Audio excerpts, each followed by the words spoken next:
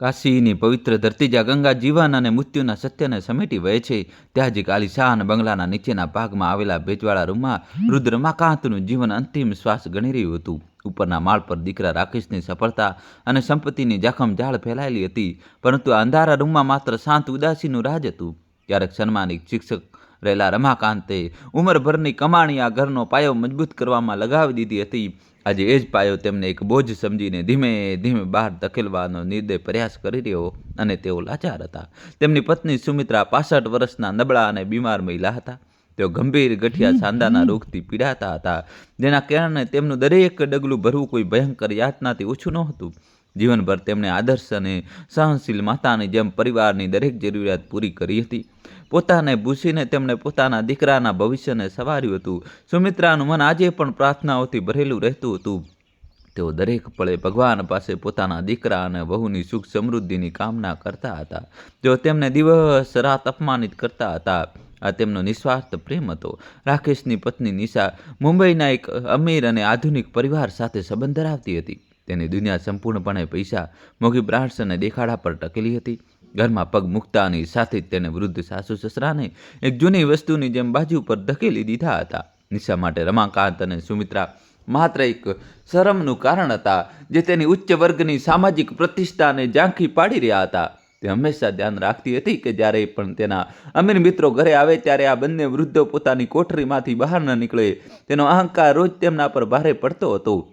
વૃદ્ધ માતા પિતાનું ભોજન પણ કોઈ ભિખારીને અપાતા દાન કરતાં ઉતરતી કક્ષાનું હતું. જે ખાવાનું રાત્રે બચી જતું હતું, તે જ સવારે તેમના માટે તે ભેજવાળા રૂમમાં મોકલી દેવામાં આવતું હતું. કેટલીક વાર રોટલીઓ એટલી કડક થઈ જતી કે સુમિત્રાને તેને પાણીમાં પલાળીને ચાવવી પડતી હતી, કારણ કે તેમના દાંત મજબૂત રહ્યા નહોતા. દાળના નામે માત્ર પીળું પાણી જતું, જેમાં કોઈ સ્વાદ બચ્યો નહોતો. રમાકાંત આ બધું જોવા છતાં પણ શાંત રહેતા હતા, કારણ કે તેઓ જાણતા હતા કે ફરિયાદ કરવાનો કોઈ અર્થ નિશાના ઝેરીલા ટોણા સાંભળવાનો હતો. એક બપોરે સુમિત્રા પોતાના ધ્રુજતા હાથે પાણીનો ગ્લાસ પકડવાનો પ્રયત્ન કરી રહ્યા હતા. ગઠિયાના કારણે આંગળીઓમાં તાકાત બચી નહોતી. અચાનક ગ્લાસ હાથમાંથી સરકીને ફ્લોર પર પડી ગયો અને ટુકડા ચારે બાજુ વેરવિખેર થઈ ગયા. અવાજ સાંભળીને નિશા તરત જ ત્યાં આવી પહોંચી અને તેનો ચહેરો ગુસ્સાથી લાલ થઈ ગયો. તેને સુમિત્રાની બીમારીનો કોઈ લિહાજ ન રાખ્યો અને રાડ પાડીને બોલી કે તેઓ આ ઘર માટે શ્રાપ બની ગયા છે. તેને સુમિત્રાને બોજ ગણાવીને ખૂબ અપમાનિત કર્યા. બિચારા સુમિત્રા આંસુઓથી ભરેલી આંખો સાથે બસ ધ્રુજતા હાથોને જોતા જ રહી ગયા. રાકેશે તે સમયે રૂમની બહાર નીકળી રહ્યો હતો અને તેને પોતાની માતાનું અપમાન પોતાની આંખોથી જોયું. બાળપણમાં જ્યારે તે પડી જતો હતો, ત્યારે આ જ માતા દોડીને તેને છાતી સરસો ચાંપી લેતી હતી. પરંતુ આજે એ જ રાકેશે સફળ બેન્કર અને વગદાર માણસ બનવાના ઘમંડમાં સંપૂર્ણપણે આંધળો થઈ ચૂક્યો હતો. તેને પત્નીને રોકવાનો કે માતાને આશ્વાસન આપવાનો કોઈ પ્રયાસ ન કર્યો. તે શાંતિથી ગાડીની ચાવી ઉપાડીને ઘરની બહાર નીકળી ગયો, જાણે ત્યાં કંઈ થયું જ ન હોય. તેની આ નિર્દય ચૂપકીદીએ રમાકાંત અને સુમિત્રાના દિલને તીક્ષ્ણ ખંજરની જેમ ચીરી નાખ્યું. નરક જેવી જિંદગીમાં વૃદ્ધ દંપતી માટે જો કોઈ એકમાત્ર ખુશીનું કિરણ હતું, તે તેમનો 5 વર્ષનો પૌત્ર આરવ હતો. આરવની માસુમિયત અને નિશ્ચલ પ્રેમમાં તેમને પોતાના બધા દુઃખોનું સમાધાન મળી જતું હતું. જ્યારે પણ નિશાનું ધ્યાન બીજી તરફ હતું, ત્યારે આરવ છુપાઈને પોતાના દાદી દાદાના અંધારા રૂમમાં આવી જતો હતો. તે પોતાની નાની હથેળીઓથી સુમિત્રાના સૂજી ગયેલા ગૂંટણને પંપાળવાનો પ્રયત્ન કરતો અને તોતડી ભાષામાં વાર્તાઓ સંભળાવતો હતો. તેની પ્યારી હસી સાંભળીને થોડી ક્ષણો માટે રમાકાંત પોતાનો બધો દર્દ ભૂલી જતા હતા. આરવ જે નબળો દૂરો હતો. સાંજના સમયે જ્યારે કાશીના ઘાટો પર આરતીના પવિત્ર ઘંટ વાગતા હતા, ત્યારે રમાકાંતની આંખો અવારનવાર આંસુઓથી ભીંજાઈ જતી હતી. તેમને એ દિવસો યાદ આવતા હતા જ્યારે રાકેશ નાનો હતો અને તેને ખભા પર બેસાડીને તેઓ ઘાટ ફેરવતા હતા. તે સમયે તેમની પાસે પૈસા બહુ ઓછા હતા, પરંતુ ઘરમાં શાંતિ અને પ્રેમ અસીમિત હતો. તેમણે પોતાનું પેટ કાપીને રાકેશને સૌથી મોંઘી અને સારી શાળાઓમાં ભણાવ્યો હતો, જેથી દીકરો ભવિષ્યમાં મોટો અધિકારી બની શકે. આજે તેમનું એ સપનું સાચું તો થઈ ગયું હતું, પરંતુ એ સત્ય જીવનમાંથી દરેક સુખને બેરહમીથી છીનવી લીધું હતું. નિશાને એ વાતથી પણ ભયંકર ચીડ હતી કે નીચેના રૂમમાંથી હંમેશા દવાઓ અને દર્દ નિવારક તેલની ગંધ આવતી રહેતી હતી. તે અવારનવાર પોતાના નોકરો પાસે કહીને આખા ઘરમાં તીવ્ર સુગંધવાળા મોંઘા રૂમ ફ્રેશનરનો છંટકાવ કરાવતી હતી. તેને લાગતું હતું કે આ વૃદ્ધ લોકોના કારણે તેનું શાનદાર ઘર એક બદબૂદાર હોસ્પિટલ જેવું લાગવા માંડ્યું છે. એક દિવસ તેને ગુસ્સામાં આવીને સુમિત્રાની બધી જ જૂની દવાઓ કચરાપેટીમાં ફેંકી દીધી. ત્યારે રમાકાંતે આનો વિરોધ કરવાનો પ્રયત્ન કર્યો તો તેને સાફ કહી દીધું કે તેમણે તેની શરતો પર જ પોતાની જિંદગી વિતાવવી પડશે. રાકેશે સંપૂર્ણપણે પોતાની પત્નીના નિયંત્રણમાં આવી ચૂક્યો હતો. નિશા રાત દિવસ તેના કાન ભંભેરતી રહેતી હતી કે કેવી રીતે તેના માતા પિતા જાણી જોઈને બીમારીનું નાટક કરે છે જેથી તેમને લોકોની સહાનુભૂતિ મળી શકે. તે રાકેશને એ પણ સમજાવતી હતી કે રમાકાંતનો ઈરાદો પૂર્વજોની ગામડાવાળી જમીન કોઈ અનાથ આશ્રમે દાન કરવાનો છે જેથી રાકેશને કંઈ ન મળી શકે. પોતાના જ લોહી વિરુદ્ધ વાવવામાં આવેલા ઝેરે રાકેશને વિચારવાની શક્તિને નષ્ટ કરી દીધી હતી.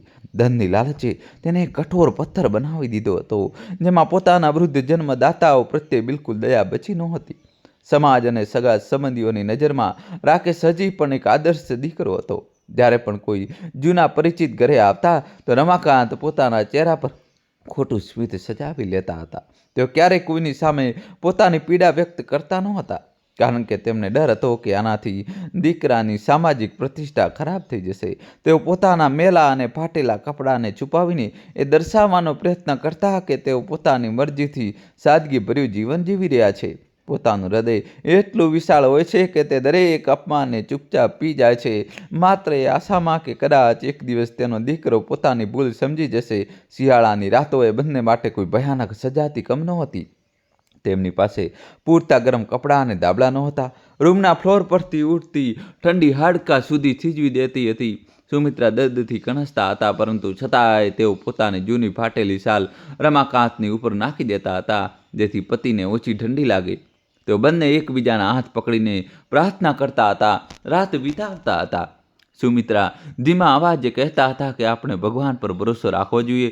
ખરાબ દિવસો પણ એક દિવસ જરૂર પૂરા થઈ જશે અને આપણો રાકેશ પાછો પહેલાં જેવો આજ્ઞાકારી બની જશે. રમાકાંતે જ્યારે આલિશાન બંગલાની જમીન ખરીદી હતી ત્યારે કાશીના વિસ્તારમાં ચારે બાજુ માત્ર ઉજ્જડ ખેતરો હતા. તેમણે પોતાની પાઈ જોડીને અને બેંકમાંથી ભારે લોન લઈને આનું નિર્માણ શરૂ કરાવ્યું હતું. તે દિવસોમાં સુમિત્રા પણ તેમની સાથે ઈંટો ઉપાડવાનું અને મજૂરોને પાણી પીવડાવવાનું કામ કરતા હતા જેથી પૈસા બચાવી શકાય. આ ઘરની દરેક દિવાલમાં એ બંનેના પરસેવા અને લોહીની સુગંધ વણાયેલી હતી. તેમણે વિચાર્યું હતું કે ગડપણમાં આ જ ઘર તેમનું સૌથી સુરક્ષિત આશરો બનશે પરંતુ નિયતિને કંઈક બીજું જ મંજૂર હતું. આજે તેઓ પોતાના જ ઘરમાં અજાણ્યા હતા. બાળપણમાં રાકેશ ખૂબ સંવેદનશીલ અને ડરપોક બાળક હતો.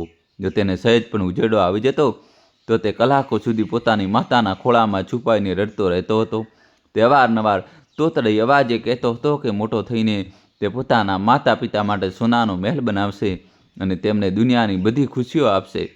સમયની સાથે સોનાનો મહેલ તો બની ગયો પરંતુ એ મહેલના નિર્માણમાં રાકેશની અંદરનો માસૂમ અને પ્યારો બાળક હંમેશા માટે દફન થઈ ગયો.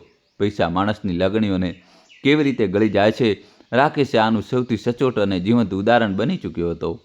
નિશાનો ઉછેર એવા વાતાવરણમાં થયો હતો જ્યાં સંબંધોની કિંમત માત્ર એક બેંક બેલેન્સની નક્કી થતી હતી. જેના માતા પિતા મોટા ઉદ્યોગપતિ હતા અને તેમની પાસે પોતાની દીકરીને આપવા માટે પૈસા સિવાય કોઈ સંસ્કાર નહોતા. લગ્ન પછી જ્યારે તે કાશી આવી તો તેને અહીંની ધાર્મિક આસ્થા, પરંપરાગત મૂલ્યો અને સંયુક્ત પરિવારનું માળખું બહુ મોટો બોજ લાગવા માંડ્યું. તેને મોટી ચાલાકીથી રાકેશના મગજમાં આ વાત નાખી દીધી કે પ્રગતિ કરવા માટે લાગણીઓનો ત્યાગ કરવો જરૂરી છે. ધીમે ધીમે તેને રાકેશને સંપૂર્ણપણે પોતાના મૂલ્યથી કાપીને હંમેશા માટે અલગ કરી દીધો. આ બધા છતાં નાનો આરવ જાણે ઈશ્વરનો દૂત બનીને આ ઘરમાં જ હાજર હતો. નિશાએ કડક સૂચના આપી રાખી હતી કે આરવે ગંદા રૂમ તરફ બિલકુલ ન જાય પરંતુ લોહીનો સંબંધ પોતાનો રસ્તો શોધી જ લે છે. આરવ અવારનવાર પોતાની માતાની નજર બચાવીને ચૂપકેથી ત્યાં પહોંચી જતો હતો. તે પોતાની અડધી ખાધેલી ચોકલેટ કે બિસ્કિટ પોતાના દાદાના મોઢામાં જબરજસ્તી નાખી દેતો હતો. જ્યારે સુમિત્રા તેને ચૂમતા હતા ત્યારે તેને લાગતું હતું કે જાણે સાક્ષાત ભગવાને તેમને દુઃખો પર મલમ લગાવી દીધી હોય. આરવના રૂપમાં તેમને પોતાનો જૂનો રાકેશ પાછો દેખાતો હતો. રાતના સન્નાટામાં જ્યારે રમાકાંતે ઉધરસનો હુમલો આવતો હતો ત્યારે તેઓ પોતાના મોઢા પર મોટું કપડું દબાવી દેતા હતા. તેમને ડર રહેતો હતો કે તેમની ઉધરસના તીવ્ર અવાજથી ઉપર સૂતેલા તેમના દીકરા અને વહુની કિંમતી ઊંઘ બગડી ન જાય. તેઓ પોતાના શ્વાસ રોકીને ભયંકર ગુંગળા મનને સહન કરતા હતા. એક પિતાની અંતિમ સીમા સુધી કરવામાં આવતી તપસ્યા હતી જ્યાં તેઓ પોતાની તકલીફ કરતાં પોતાના બાળકોના આરામની વધારે ચિંતા કરી રહ્યા હતા. સુમિત્રા આ બધું જોઈને બસ ચૂપચાપ આંસુ વહાવતા હતા કારણ કે તેમની પાસે આ અસહ્ય દર્દને વહેંચવાનો કોઈ રસ્તો નહોતો. સુમિત્રા થાકથી આંખો બંધ કરતા હતા. તો તેમને અવારનવાર એક જ સપનું દેખાતું હતું. સપનામાં નાનો રાકેશ દોડતો દોડતો આવતો અને તેમને કસકસાવીને ગળે લગાવી લેતો હતો. તે કહેતો હતો કે માં, મને બહુ ભૂખ લાગી છે, જલ્દીથી તમારા હાથે જમાડી દો. આ મીઠું સપનું જોતાં જોતાં સુમિત્રાના સુકાયેલા ઓઠ પર પ્યારું સ્મિત તરી આવતું હતું. પરંતુ બીજી ક્ષણે જ્યારે આંખ ખુલતી તો સામે એ જ ભયંકર અંધારું અને ભેજવાળી દિવાલો મજાક ઉડાવી રહી હોય તેમ લાગતી હતી. વાસ્તવિકતાનું આ કડવું સત્ય તેમની મમતાથી ભરેલા હૃદયને દર વખતે ખરાબ રીતે લોહી લુહાણ કરી દેતું હતું. એક દિવસ ઘરમાં બહુ શાનદાર પાર્ટીનું આયોજન કરવામાં આવ્યું હતું. રાકેશને બેંકમાં મોટું પ્રમોશન મળ્યું હતું, જેના જશ્નમાં શહેરના તમામ અમીર લોકોને આમંત્રિત કરવામાં આવ્યા હતા. આખું ઘર વિદેશી ફૂલો, રોશની અને સંગીતથી સજી ગયું હતું. બપોરે જ નિશાએ રૂમનો દરવાજો બહારથી બંધ કરતા કડક ચેતવણી આપી હતી કે કોઈ પણ સંજોગોમાં તેઓ બંને બહાર ના આવે. તેને કહ્યું હતું કે મહેમાનોની સામે આ ભિખારીઓ જેવા ચહેરાવાળા લોકોનું આવવું ઘોર બેઇજ્જતી ગણાશે. રમાકાંતે ચૂપચાપ માથું નમાવી લીધું અને અપમાનનો કડવો ઘૂંટડો વધુ એકવાર પી લીધો. ઉપરના માળ પર દારૂના પ્યાલા છલકાઈ રહ્યા હતા અને તે જ વેસ્ટર્ન પશ્ચિમી સંગીતની ધૂન પર લોકો નાચી રહ્યા હતા. મોંઘા પરફ્યુમની સુગંધ અને પકવાનોની મહેક આખા બંગલામાં ફેલાઈ રહી હતી. ત્યારે નીચે અંધારા રૂમમાં સુમિત્રા ભૂખથી બેહાલ થઈને ફ્લોર પર સૂતેલા હતા. આજે કોઈએ તેમને બચેલું ખાવાનું કે પાણી આપવું પણ જરૂરી સમજ્યું ન હતું. રમાકાંત પોતાની તરસ્યા અને બીમાર પત્નીને જોઈને લાચારીથી રડી રહ્યા હતા. આ કર્મ અને નિયતિની ભયાનક રમત હતી, જ્યાં જન્મ આપનાર ભૂખથી તડપી રહ્યા હતા અને તેમનો પોતાનો અંશ ઉપર નશા અને ઘમંડમાં જશ્ન મનાવી રહ્યો હતો. રાત ઊંડી થઈ ચૂકી હતી અને કાશીની ઉપર ઘાટા વાદળો છવાવા લાગ્યા હતા. એવું પ્રતીત થઈ રહ્યું હતું જાણે આકાશ પણ આ અન્યાયને જોઈને રડવાની તૈયારી કરી રહ્યું હોય. રમાકાંતે સુમિત્રાનું માથું ખોળામાં રાખ્યું અને બારીની બહાર જોવા લાગ્યા. તેમને અનુભવાઈ રહ્યું હતું કે આ માત્ર વાવાઝોડું નથી, પરંતુ સમયના ચક્રના ફરવાની શરૂઆત છે. કર્મનો નિયમ કઠોર હોય છે, તે કોઈને સજા આપ્યા વિના છોડતો નથી.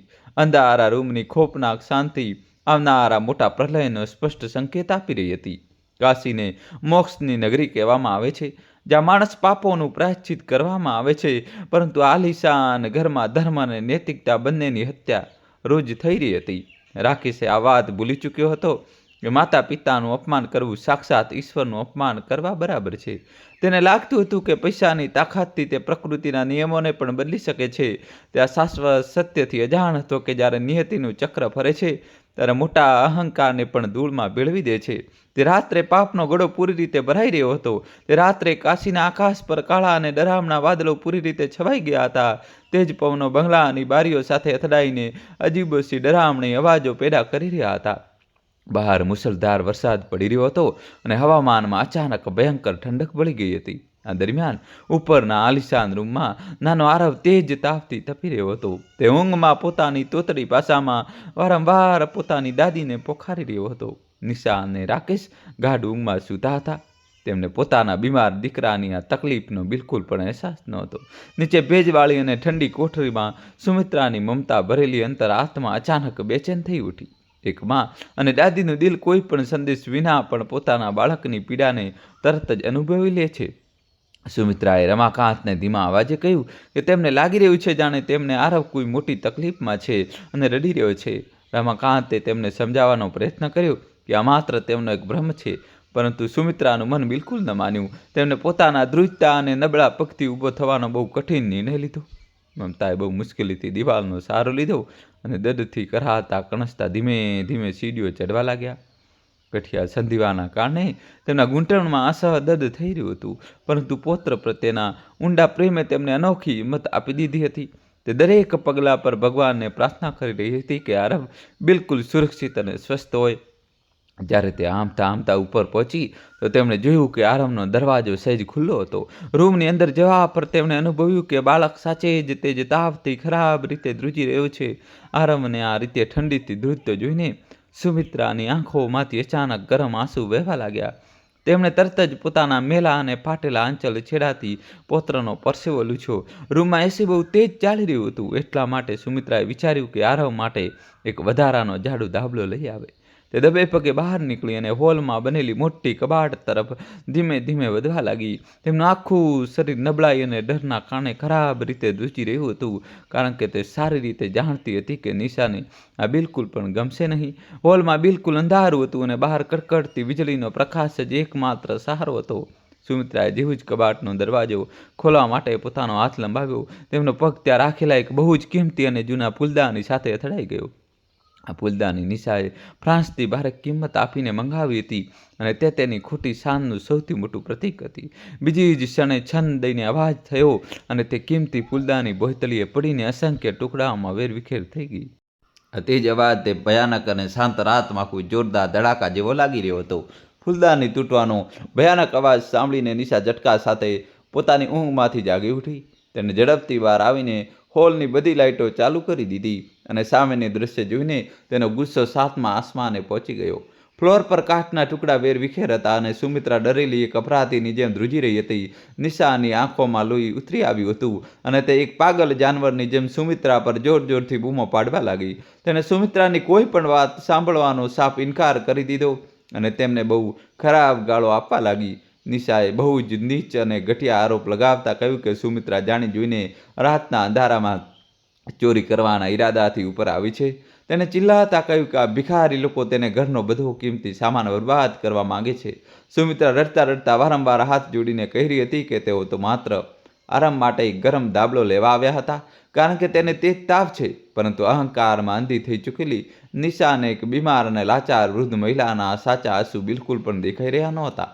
શોરબકોર સાંભળીને રાકેશ પણ પોતાની ઊંઘમાંથી જાગી ગયો અને આંખો ચોળતો હોલમાં આવી પહોંચ્યો. પોતાની પત્નીને આ રીતે ગુસ્સામાં આગ બબૂલા જોઈને અને કિંમતી ફૂલદાનીને તૂટેલી જોઈને તેનો પારો પણ બહુ વધારે ચડી ગયો. નિશાએ રડવાનું નાટક કરતા રાકેશને કહ્યું કે તમારી માં મારા પીઠ પાછળ મારો બધો મોંઘો સામાન તોડી રહી છે અને મને ગાળો આપી રહી છે. રાકેશે સત્ય જાણ્યા વગર પોતાના આજ જન્મ આપનારી માને નફરત ભરી અને કઠોર નજરોથી ઘૂરવા લાગ્યો, જે સાચે જ બહુ શરમજનક હતું. આ દરમિયાન નીચેથી રમાકાંત પણ કોઈક રીતે સીડીઓ ચડીને હાંફતા હાંફતા ઉપર હોલમાં પહોંચી ગયો. પોતાની પત્નીને અપમાનિત થતી જોઈને તેમનું લોહી ઉકળી ઉઠ્યું, પરંતુ તેમણે પોતાને શાંત રાખ્યા. તેમણે રાકેશ સાથે હાથ જોડીને વિનંતી કરી કે સુમિત્રાથી ભૂલ થઈ ગઈ છે અને તે માત્ર બાળકની ચિંતામાં આવી હતી. તેમણે કહ્યું કે એક નિર્જીવ ફૂલદાનીની કિંમત જન્મ આપનારી માના આંસુઓથી વધારે મોટી ન હોઈ શકે, પરંતુ પૈસાના નશામાં ચૂર તે દીકરા માટે આ બધું માત્ર એક ફાલતુ નાટક જ લાગી રહ્યું હતું. નિશા સતત ઝેર ઓકી રહી હતી અને રાકેશને ઉકસાવી રહી હતી કે તે આજે હંમેશા માટે રોજ રોજના નાટકને ખતમ કરી દે. પોતાની પત્નીની ખોટી વાતોમાં આવીને રાકેશે પોતાની આપો પૂરી રીતે ગુમાવી બેઠો. જ્યારે રમાકાંતે આગળ વધીને સુમિત્રાને બચાવવા ઈચ્છી તો રાકેશે ગુસ્સામાં પોતાના વૃદ્ધ પિતાના ચહેરા પર એક જોરદાર તમાચો મારી દીધો. તે તમાચો એટલો જોરથી હતો કે નબળા રમાકાંત પોતાનું સંતુલન ગુમાવી બેઠા અને ફ્લોર પર પડી ગયા. તે એક તમાચાએ પિતા અને પુત્રના પવિત્ર સંબંધની નિર્મમ હત્યા કરી દીધી. રમાકાંતના ગાલ પર પડેલો તે તમાચો માત્ર એક શારીરિક ઈજા નહોતી, પરંતુ તેમની આત્માને ચીરી નાખનારો ખંજર હતો, જે દીકરાને તેમને પોતાના લોહી પરસેવાથી સિંચીને મોટો કર્યો હતો. આજે તેણે જ તેમના ગળપણની સૌથી દર્દનાક મજાક બનાવી દીધી હતી. સુમિત્રા આ ખોફનાક દ્રશ્યને જોર જોરથી રડવા લાગી અને પોતાના પતિના ચરણોમાં પડી ગઈ. તેમના દિલમાંથી એક ભયાનક આ નિશાસો નીકળી, જેને કાશીની તે પવિત્ર ધરતીને અંદર સુધી હલાવી દીધી. આ ઘરમાં હવે ઇન્સાનિયત અને ધર્મનો પૂરી રીતે અંત આવી ચૂક્યો હતો. રાકેશની આંખોમાં હવે કોઈ શર્મ કે પસ્તાવો બચ્યો ન હતો. તે પૂરી રીતે શૈતાન બની ચૂક્યો હતો. નિશાએ તરત જ આદેશ આપ્યો કે આ બંને ભિખારીઓને આ જ સમયે ધક્કા મારીને મારા ઘરમાંથી બહાર કાઢો. દોસ્તો, કહાની છેલ્લા સુધી જોજો ને વિડીયો લાઈક કરી ચેનલ સબસ્ક્રાઈબ કરી દો. રાકેશે પોતાની પત્નીને આ નિર્ણયનું તરત જ સમર્થન કર્યું અને પોતાના માતા પિતાને ત્યાંથી જવા માટે કહ્યું. તેને કઠોરતાથી કહ્યું કે હવે આલિશાન ઘરમાં મને તમે બંને માટે કોઈ જગ્યા બચી નથી. આ એ જ દીકરો હતો જેના માટે રમાકાંતે જુવાનીમાં પોતાના હિસ્સાની રોટલીઓ પણ ખુશીથી છોડી દીધી હતી. રાકેશે પોતાના વૃદ્ધ પિતાના ખભાને બેરહમીથી પકડ્યો અને તેમને સીડીઓ તરફ જોરથી ધકેલી દીધા. સુમિત્રા રડતા રડતા પોતાના દીકરાના પગ પકડીને ભીખ માંગવા લાગી કે બહાર બહુ ભયાનક વરસાદ પડી રહ્યો છે, અમને આ રીતે ન કાઢો. પરંતુ રાકેશે પોતાની માને પણ એક તેજ ઝટકો આપીને દૂર ફેંકી દીધી. બંને વૃદ્ધ લાચાર પ્રાણી તે ઠંડી અને અંધારી રાતમાં એકબીજાનો સહારો લઈને નીચેની તરફ ગબડતા પહોંચ્યા. તેમના શરીર પર ઈજાના નિશાન ઉભરી આવ્યા હતા, પરંતુ તેમના દિલનો ઘા સૌથી વધારે ઊંડો અને જીવલેણ હતો. નિશાએ પોતાના નોકરોને બોલાવ્યા અને નીચેના રૂમમાંથી તે બંનેનો બચેલો ખૂચેલો જૂનો સામાન એક રસ્તા પ્લાસ્ટિકની થેલીમાં ભરાવી દીધો. તેને તે થેલાને સીડીઓથી નીચે ફેંકતા કહ્યું કે હવે ક્યારેય પોતાની મનુષ્ય શકલ લઈને આ દરવાજા પર પાછા ન ફરતા. રાકેશે મુખ્ય દરવાજો ખોલ્યો અને પોતાના જન્મદાતાને ભયંકર તોફાની વરસાદમાં ધક્કા મારીને ઘરની દહેલીજની બહાર કાઢી દીધા હતા. દોસ્તો, કહાની હજુ બાકી છે, છેલ્લા સુધી જોજો. લોખંડનો તે ભારે દરવાજો એક ભયાનક અને જોરદાર અવાજની સાથે હંમેશા માટે બંધ થઈ ગયો અને તેમના બધા સંબંધો ત્યાં જ તૂટીને ખતમ થઈ ગયા. બહાર મુશળધાર વરસાદ અને કડાકાની ઠંડી હતી અને તે બંને વડીલો આકાશની નીચે બિલકુલ બેસહારા ઊભા હતા. વરસાદના ઠંડા ટીપા તેમના વૃદ્ધ અને નબળા શરીરોને સોયની જેમ ખૂંચી રહ્યા હતા. સુમિત્રા દર્દથી કરાતી કણસતી ત્યાં જ કાદવ ભરેલા રસ્તા પર પડી ગઈ. રમાકાંતે રડતા રડતા પોતાની પત્નીને ઉઠાવવાનો બહુ પ્રયત્ન કર્યો, પરંતુ તેમના પોતાના હાથ પણ ઠંડી અને દુઃખના કારણે ખરાબ રીતે ધ્રુજી રહ્યા હતા. આ એક એવી ખોફનાક રાહત હતી જેને આ બંને વૃદ્ધ માતા પિતાના જીવનમાંથી આશાની છેલ્લી કિરણને પણ હંમેશા માટે છીનવી લીધી હતી. રમાકાંતે પલટીને પોતાના તે આલીશાન બંગલા તરફ જોયું, જેને તેમને પોતાની લોહી પરસેવાની કમાણીથી બહુ પ્રેમથી બનાવડાવ્યો હતો. આજે તે જ ઘરની બારીઓમાંથી તે જ પ્રકાશ બહાર આવી રહ્યો હતો, જ્યાં તેમનો દીકરો પોતાની પત્ની સાથે સુકૂનની જિંદગી વિતાવી રહ્યો હતો. તે ઘરની દરેક ઈંટ રમાકાંતના ત્યાગ અને બલિદાનની જુબાની આપી રહી હતી, પરંતુ હવે તે બધી બેજાન થઈ ચૂકી હતી. તેમનું પોતાનું જ લોહી આજે એટલું બેગાનું અને કઠોર થઈ ગયું હતું કે તેમને આ ભયાનક મોતના મોંમાં ધકેલીને ચેનની ઊંઘ સુવા ચાલ્યું ગયું હતું. અંદર રૂમમાં બીમાર નાનો આરવ પોતાની ઊંઘમાંથી જાગી ગયો હતો અને રડતા રડતા દાદીને પોકારી રહ્યો હતો. નિશાએ તેને દાંટીને ચૂપ કરાવી દીધો અને જબરજસ્તી ફરીથી સુવડાવવાનો પ્રયત્ન કર્યો. બાળક નહોતું જાણતું કે જે હાથોએ તેને પ્રેમથી ઉછેર્યો હતો તે હાથ આજે રાતના અંધારામાં સડક પર દરદરની ઠોકરો ખાવા માટે મજબૂર કરી દેવાયા છે. આરવના માસૂમ આંસુ પણ આજે તે ઘરમાં થઈ રહેલા આ ભયાનક અન્યાય અને પાપને રોકવામાં પૂરી રીતે અસમર્થ સાબિત થઈ રહ્યા હતા. રમાકાંતે સુમિત્રાને પોતાના નબળા ખભાનો સહારો આપ્યો અને ધીમે ધીમે તે સુમસાન સડક પર કાગળની તરફ કદમ વધારવા લાગ્યા. વરસાદનું પાણી તેમના ચહેરા પર વહી રહેલા ગરમ આંસુઓને ધોઈ રહ્યું હતું, પરંતુ તેમના સીનામાં સળગી રહેલી આગને ઓલવવામાં અસમર્થ હતું. બંને કોઈ પણ મંજિલ વગર કાશીની તે અજાણી ગલીઓમાં ભટકવા લાગ્યા. તેમની પાસે ન તો કોઈ પૈસા હતા અને ન તો કોઈ ઠેકાણું. સમાજ અને સંબંધોની આ ક્રૂર સચ્ચાઈએ તેમને જીવનના સૌથી નીચલા અને દર્દનાક સ્તર પર લાવીને નિર્મમતાથી ઊભા રાખી દીધા હતા. રાતના તે ડરામણા સન્નાટામાં તેમને માત્ર કૂતરાઓના ભસવાનો અને વાદળોના તેજ ગર્જનાનો અવાજ સંભળાઈ રહ્યો હતો. તેમને કેટલાય બંધ દરવાજા જોયા, પરંતુ કોઈનો દરવાજો ખખડાવવાની હિંમત તેઓ ન જુટાવી શક્યા. તેમને લાગતું હતું કે જ્યારે તેમના પોતાના જ સગા દીકરાએ તેમને એટલી બેરહમીથી કાઢી મૂક્યા, તો કોઈ અજાણ્યો માણસ તેમને પોતાના ઘરમાં જગ્યા કેમ આપશે? આ અમાનવીય સંવેદનાની સૌથી ભયાનક હાર હતી, જ્યાં એક માતા પિતાને પોતાના આજ પેદા કરેલા બાળકથી એવો ખોફનાક અને શરમજનક દગો મળ્યો હતો જેની કોઈ કલ્પના પણ ન કરી શકે. આટલી ભયાનક યાતનાઓ સહન કર્યા પછી પણ સુમિત્રાના ધ્રુજતા ઓઠો પર રાકેશ માટે કોઈ શ્રાપ કે બદ્દુઆ નહોતી. તે વારંવાર આકાશ તરફ જોઈને ભગવાનને એ જ પ્રાર્થના કરી રહી હતી કે તેમનો દીકરો અને પૌત્ર સુરક્ષિત રહે. આ એક માના નિસ્વાર્થ પ્રેમની ચરમસીમા હતી જેને દુનિયાની કોઈ પણ ક્રૂરતા કે અપમાન ક્યારેય મિટાવી શકતું નહોતું. રમાકાંત પોતાની પત્નીની આ મહાનતાને જોઈને અંદરને અંદર વધુ તૂટી રહ્યા હતા. તેઓ વિચારી રહ્યા હતા કે ભગવાને આટલા પવિત્ર દિલવાળી માને આટલું ભયાનક દુઃખ આખરે કેમ આપ્યું. રસ્તામાં કાદવ અને પથ્થરોના કારણે સુમિત્રાના પગમાંથી લોહી વહેવા લાગ્યું હતું. રમાકાંત વારંવાર પોતાના ફાટેલા કુર્તાથી તેમનું લોહી લૂછવાનો પ્રયત્ન કરી રહ્યા હતા, પરંતુ વરસાદ બધું ધોઈ રહ્યો હતો. તેમણે નિર્ણય કર્યો કે તેઓ કાશીના પવિત્ર ઘાટો તરફ જશે. કદાચ ત્યાં ગંગા મૈયા તેમને પોતાના ચરણોમાં લઈ લે. શરીર પૂરી રીતે ઠંડીથી શૂન્ય થઈ ચૂક્યું હતું, પરંતુ તેઓ માત્ર એકબીજાના સહારાથી ધીમે ધીમે આગળ વધી રહ્યા હતા. આ યાત્રા તેમના માટે જીવનના અંતની એક બહુ જ ખોફનાક અને લાંબી શરૂઆત બની ચૂકી હતી. ગંગાનો કિનારો હજી બહુ દૂર હતો અને રાતનું તોફાન પોતાની ભૂરી ભયાનકતા પર પહોંચી ચૂક્યું હતું. કાશી શહેર સૂતું હતું, પરંતુ પાપ અને અન્યાયનો એક બહુ મોટો અધ્યાય આજે રાતના અંધારામાં લખાઈ ચૂક્યો હતો. નિયતિનું ચક્ર હવે તેજીથી ફરવા માટે પૂરી રીતે તૈયાર હતું. રાકેશ અને નિશાએ પોતાના હાથે જે વિનાશકારી કર્મના બીજ વાવ્યા હતા તે બહુ જલ્દી એક ભયાનક તોફાન બનીને તેમના જ આલિશાન જીવનને પૂરી રીતે નષ્ટ કરવા માટે પાછું ફરવાનું હતું. આ માત્ર શરૂઆત હતી. વરસાદ અને તોફાનનો સામનો કરતા કરતા રમાકાંત અને સુમિત્રા કોઈક રીતે કાશીના પવિત્ર ઘાટો સુધી પહોંચ્યા. અંધારામાં ગંગા નદીનું ઉફનતું ધસમસતું પાણી કોઈ ડરામણા સપના જેવું લાગી રહ્યું હતું. ઘાટની ઠંડી સીડીઓ પર બેસીને બંને વડીલો ખરાબ રીતે ધ્રુજી રહ્યા હતા. તેમની પાસે ન તો શરીર ઢાંકવા માટે કોઈ ગરમ કપડું હતું અને ન તો પેટની ભૂખ મિટાવવા માટે ભોજન. તેઓ બંને પોતાની કિસ્મત પર આંસુ વહાવતા બસ એકબીજાનો હાથ થામીને તે કાળી રાતના ખતમ થવાની રાહ જોઈ રહ્યા હતા. સવારના હળવા કિરણો જ્યારે ઘાટ પર પડ્યા તો તેમણે પોતાના મેલા કપડાને સૂકવવાનો પ્રયત્ન કર્યો. સુમિત્રાના સાંધાનો દર્દ રાતભરની ઠંડીથી એટલો વધી ગયો હતો કે તે સરખી રીતે ઊભી પણ નહોતી થઈ શકતી.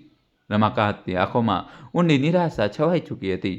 તેઓ તે આલિશાન ઘર વિશે વિચારી રહ્યા હતા જેમણે તેમણે પોતાની લોહી પરસેવાની કમાણીથી બનાવ્યું હતું. જે દીકરાને તેમને ગડપણની લાકડી સમજ્યો હતો તેણે જ તેમને આ લાચારીમાં મરવા માટે છોડી દીધા હતા. ભૂખે તેમના વૃદ્ધ શરીરોને પૂરી રીતે તોડી નાખ્યા હતા. પેટની આગ ઓલવવા માટે રમાકાંતને જીવનમાં પહેલીવાર હાથ ફેલાવવા પર મજબૂર થવું પડ્યું. તેઓ તીર્થયાત્રાઓની સામે પોતાની જોડી ફેલાવતા પરંતુ મોટાભાગના લોકો તેમને કોઈ ભિખારી સમજીને અણદેખ્યા કરી દેતા. જે રમાકાંત ક્યારેક સન્માનિત શિક્ષક હોતા હતા, આજે તેમના આત્મસન્માનની સરેઆમ હત્યા થઈ રહી હતી. એક એક પૈસા માટે તેમને લોકોની કડવી વાતો અને અપમાનજનક તાણા મેણા સાંભળવા પડી રહ્યા હતા જે તેમના સીનાને ચાળણી કરી રહ્યા હતા. કેટલાય દિવસો સુધી તેઓ ઘાટો પર આમદ દદ્દરની ઠોકરો ખાતા રહ્યા. તેમને રાતો ખુલ્લી આકાશની નીચે વિતાવવી પડતી હતી જ્યાં કૂતરા પણ પાસે આવીને બસવા લાગતા હતા. એક દિવસ રમાકાંતની ધીરજ પૂરી રીતે તૂટી ગઈ. તેઓ જીવનની આ ભયંકર પીડા અને અપમાનને બરદાસ્ત નહોતા કરી શકતા. તેમણે ચૂપચાપ ઉઠીને ગંગાની લહેરો તરફ કદમ વધારી દીધા. દોસ્તો, કહાની છેલ્લા સુધી જોજો અને વિડીયો લાઈક કરી ચેનલ સબસ્ક્રાઈબ કરી દો. તેમનું મન કહી રહ્યું હતું કે આ પવિત્ર નદીમાં કૂદીને પોતાની આ નરક જેવી જિંદગીને હંમેશા માટે ખતમ કરી દે જેથી દર્દ મીટી શકે. જેવા જ રમાકાંતે પાણીમાં છલાંગ લગાવવા માટે પગ આગળ વધાર્યો, પાછળથી સુમિત્રાએ તેમનો હાથ જોરથી પકડી લીધો. તે રડતી રડતી તેમના પગમાં પડી ગઈ અને તેમને ભગવાનના સોગંદ આપવા લાગી. સુમિત્રાએ કહ્યું કે આત્મહત્યા કરવી એ સૌથી મોટું પાપ છે અને આ આપણા કર્મોનું જ ફળ છે જેને ભોગવવું પડશે. તેમણે રમાકાંતને યાદ અપાવ્યું કે તેમને પોતાના પૌત્ર આરવ માટે જીવવાનું છે જેને તેઓ બહુ પ્રેમ કરે છે. પત્નીના આ શબ્દોએ રમાકાંતને પાછા હટવા પર મજબૂર કરી દીધા. સુમિત્રાએ રમાકાંતનો હાથ પકડ્યો અને તેમને પોતાની સાથે કાશી વિશ્વનાથ મંદિર તરફ લઈ ગઈ. તેમના શરીર નબળા થઈ ચૂક્યા હતા પરંતુ તેમની આત્મા અને વિશ્વાસ પણ બહુ મજબૂત હતા. મંદિરની બહાર ઊભા રહીને સુમિત્રાએ પોતાના બંને હાથ જોડ્યા અને પરમપિતા પરમેશ્વરને પ્રાર્થના કરવા લાગી. તેમણે દુઃખ માટે ભગવાનને કોઈ ફરિયાદ ન કરી બલકે પોતાના એ જ ક્રૂર દીકરા રાકેશ અને બહુ નિશાની સુખ શાંતિ માટે દુઆ માંગી. એક માનું હૃદય કેટલું વિશાળ હોય છે આ સુમિત્રાની પ્રાર્થના પરથી સાફ ઝલકી રહ્યું હતું. મંદિરની બહારથી આવી રહેલા શંખ અને ઘંટડીઓના પવિત્ર અવાજો તેમના દુઃખી મનને થોડી શાંતિ આપી રહ્યા હતા. રમાકાંત પોતાની પત્નીને ભગવાનની સામે રડતી જોઈને પોતે પણ પોતાના આંસુ ન રોકી શક્યા. તેઓ વિચારી રહ્યા હતા કે જે દીકરાએ તેમને બેરહેમીથી ઘરમાંથી કાઢી મૂક્યા તેના માટે સુમિત્રા આજે પણ ખુશીઓ માંગી રહી છે. દુનિયાનો કોઈ પણ સંબંધ એટલી નિસ્વાર્થ ભાવનાથી નથી જોડાઈ શકતો જેટલો મા અને બાળકનો હોય છે. સુમિત્રાનો પ્રેમ જોઈને ભગવાનની આંખો પણ જરૂર શરમ થઈ ગઈ હશે. તે જ સમયે ઘાટ પર નાવ ચલાવનારો એક ગરીબ મલ્લાહ નાવિક ત્યાંથી પસાર થઈ રહ્યો હતો. તેનું નામ કિશન હતું અને તે સૂકી રોટલીઓના સહારે પોતાનો પરિવાર ચલાવતો હતો. તેણે આ બંને વડીલોને મંદિરની બહાર લાવારીસ હાલતમાં રડતા જોયા તો તેનું દિલ પીગળી ગયું. કિશન તેમની પાસે ગયો અને બહુ આદરથી તેમની પરેશાનીનું કારણ પૂછ્યું. રમાકાંતે આંસુ લૂછતા તેને પોતાની દર્દભરી કહાની સંભળાવી. તેને સાંભળીને તે ગરીબ નાવિકની આંખોમાં પણ આંસુ આવી ગયા. તેણે તરત જ તેમની મદદ કરવાનો નિર્ણય કર્યો. કિશન તેમને પોતાની સાથે ઘાટના કિનારે બનેલી પોતાની નાની અમથી ઝૂંપડીમાં લઈ ગયો. તે ઝૂંપડી ફાટેલા ત્રિપાલ, પ્લાસ્ટિકની તાડપત્રી અને વાંસના લાકડાઓથી બનેલી હતી પરંતુ તેમાં ઇન્સાનિયતની બહુ મોટી દોલત મોજૂદ હતી. કિશન પોતાની પત્નીને કહીને તે બંને માટે થોડો ગરમ ડાંગરનો ગેસ, દલીઓ અને રોટલીઓ બનાવડાવી. કેટલાય દિવસો પછી રમાકાંત અને સુમિત્રાને સન્માનની સાથે ભોજન મળ્યું હતું. તેમણે ભગવાનનો શુક્રિયા અદા કર્યો અને તે નાવિકને દિલથી આશીર્વાદ આપ્યા. તે ફાટેલી ઝૂંપડીમાં તેમને મહેલ જેવું સુકૂન મળી રહ્યો હતો. હવે રમાકાંત અને સુમિત્રા તે ગરીબ નાવિકના પરિવારની સાથે તે તૂટેલી ફૂટેલી ઝૂંપડીના એક ખૂણામાં રહેવા લાગ્યા. કિશનની કમાણી બહુ ઓછી હતી પરંતુ તેને ક્યારેય આ વડીલોને બોજ ન સમજ્યા. તે રોજ સવારે નાવ લઈને ગંગામાં જતો અને સાંજે જે પણ કમાઈને લાવતો તેમાંથી એક હિસ્સો તેમના માટે જરૂર રાખતો હતો. સુમિત્રા પણ ખાલી નહોતી બેસતી. તે ઘાટ પર ફેંકવામાં આવેલા ફૂલોને ભેગા કરીને માળાઓ બનાવવા લાગી. આ માળાઓને વેચીને જે પૈસા મળતા તેનાથી તે પોતાની દવાઓ ખરીદી લેતી હતી રાતના સમયે જ્યારે ઝૂંપડીમાં સન્નાટો છવાઈ જતો તો સુમિત્રા અવારનવાર આકાશમાં ચમકતા તારાઓને જોઈને પોતાના નાના પૌત્ર આરવને યાદ કરતી હતી. તે વિચારતી હતી કે શું આરવ પણ પોતાની દાદીને યાદ કરીને રડતો હશે? શું નિશા તેને સમય પર ખાવાનું ખવડાવતી હશે? આ સવાલોના જવાબ તેમની પાસે નહોતા, પરંતુ આરવની માસૂમ મુસ્કાન તેમની આંખોની સામે હંમેશા તરતી રહેતી હતી. રમાકાંત પણ ચૂપચાપ સૂઈને પોતાની પત્નીના સિસકારા સાંભળતા રહેતા હતા. તેઓ બંને શારીરિક રીતે દૂર હતા, પરંતુ આત્મા પૌત્રની પાસે હતી. સમય ધીમે ધીમે વીતી રહ્યો હતો અને કાશીની શરદી હવે પોતાના ચરમ પર પહોંચી ચૂકી હતી. ગંગા નદીમાંથી આવનારા બર્ફીલા પવનો તે ફાટેલી ઝૂંપડીની અંદર સુધી ઘૂસી આવતા હતા. સુમિત્રાનો સંધિવાનો રોગ હવે એટલો ભયાનક રૂપ લઈ ચૂક્યો હતો કે તેમના માટે પગ પર ઊભા રહેવું પણ નામુમકિન થઈ ગયું હતું. રમાકાંત રાત પર જાગીને તેમને સૂજી ગયેલા પગની માલિશ કરતા રહેતા હતા. તેઓ અવારનવાર વિચારતા હતા કે જો આજે તેમની પાસે જમાપૂંજી હોત તો તેઓ પોતાની પત્નીનો કોઈ સારા હોસ્પિટલમાં ઈલાજ કરાવી શક્યા હોત. એક દિવસ સુમિત્રાની હાલત બહુ વધારે ખરાબ થઈ ગઈ. તેમને તેજ તાવે જકડી લીધી. તેમની પાસે દવા ખરીદવા માટે એક પણ પૈસો બચ્યો નહોતો અને કિશન પણ 2 દિવસથી કંઈ ખાસ કમાઈ શક્યો નહોતો. ત્યારે રમાકાંતે ધ્રુજતા હાથે આંગળીમાં પહેરેલી તે જૂની સોનાની વીંટી કાઢી તે સુમિત્રાના પિતાએ લગ્નમાં આપી હતી. આ તેમની છેલ્લી નિશાની હતી જેને તેમણે બહુ સંભાળીને રાખી હતી. પરંતુ પત્નીનો જીવ બચાવવા માટે તેમને આ સૌથી કિંમતી નિશાની બજારમાં વેચવી પડી. દોસ્તો, કહાની છેલ્લા સુધી જોજો અને વિડીયો લાઈક કરી દો. વીંટી વેચીને મળેલા પૈસાથી રમાકાંતે સુમિત્રા માટે દવાઓ ખરીદી અને કેટલાક ગરમ કપડાં પણ લાવ્યા. ઘાટ પર બેસીને તેઓ જીવનની આજીબ અને ભયાનક રમત વિશે વિચારવા લાગ્યા. તેમને ક્યારેય કોઈનું ખરાબ કર્યું નહોતું, હંમેશા ઈમાનદારીના રસ્તા પર ચાલ્યા હતા. છતાં પણ નીતિએ તેમને આટલી કઠોર સજા કેમ આપી? શું આ તેમનો કોઈ પાછલા જન્મના કર્મોનું ફળ હતું? એ ભગવાને તેમની ધીરજની મોટી પરીક્ષા લઈ રહ્યા હતા. આ સવાલો તેમના થાકેલા મગજમાં હથોડાની જેમ વાગી રહ્યા હતા. કાશીના લોકોનું માનવું છે કે ગંગા નદીમાં નાહવાથી માણસના બધા પાપ ધોવાઈ જાય છે અને તેને મોક્ષ મળે છે. રમાકાંત રોજ સવારે ઉઠીને આ પવિત્ર નદીમાં ડૂબકી લગાવતા અને ભગવાન શિવથી પ્રાર્થના કરતા હતા કે તેઓ તેમને આ જીવનના બધા કષ્ટોમાંથી જલ્દી મુક્તિ આપી દે.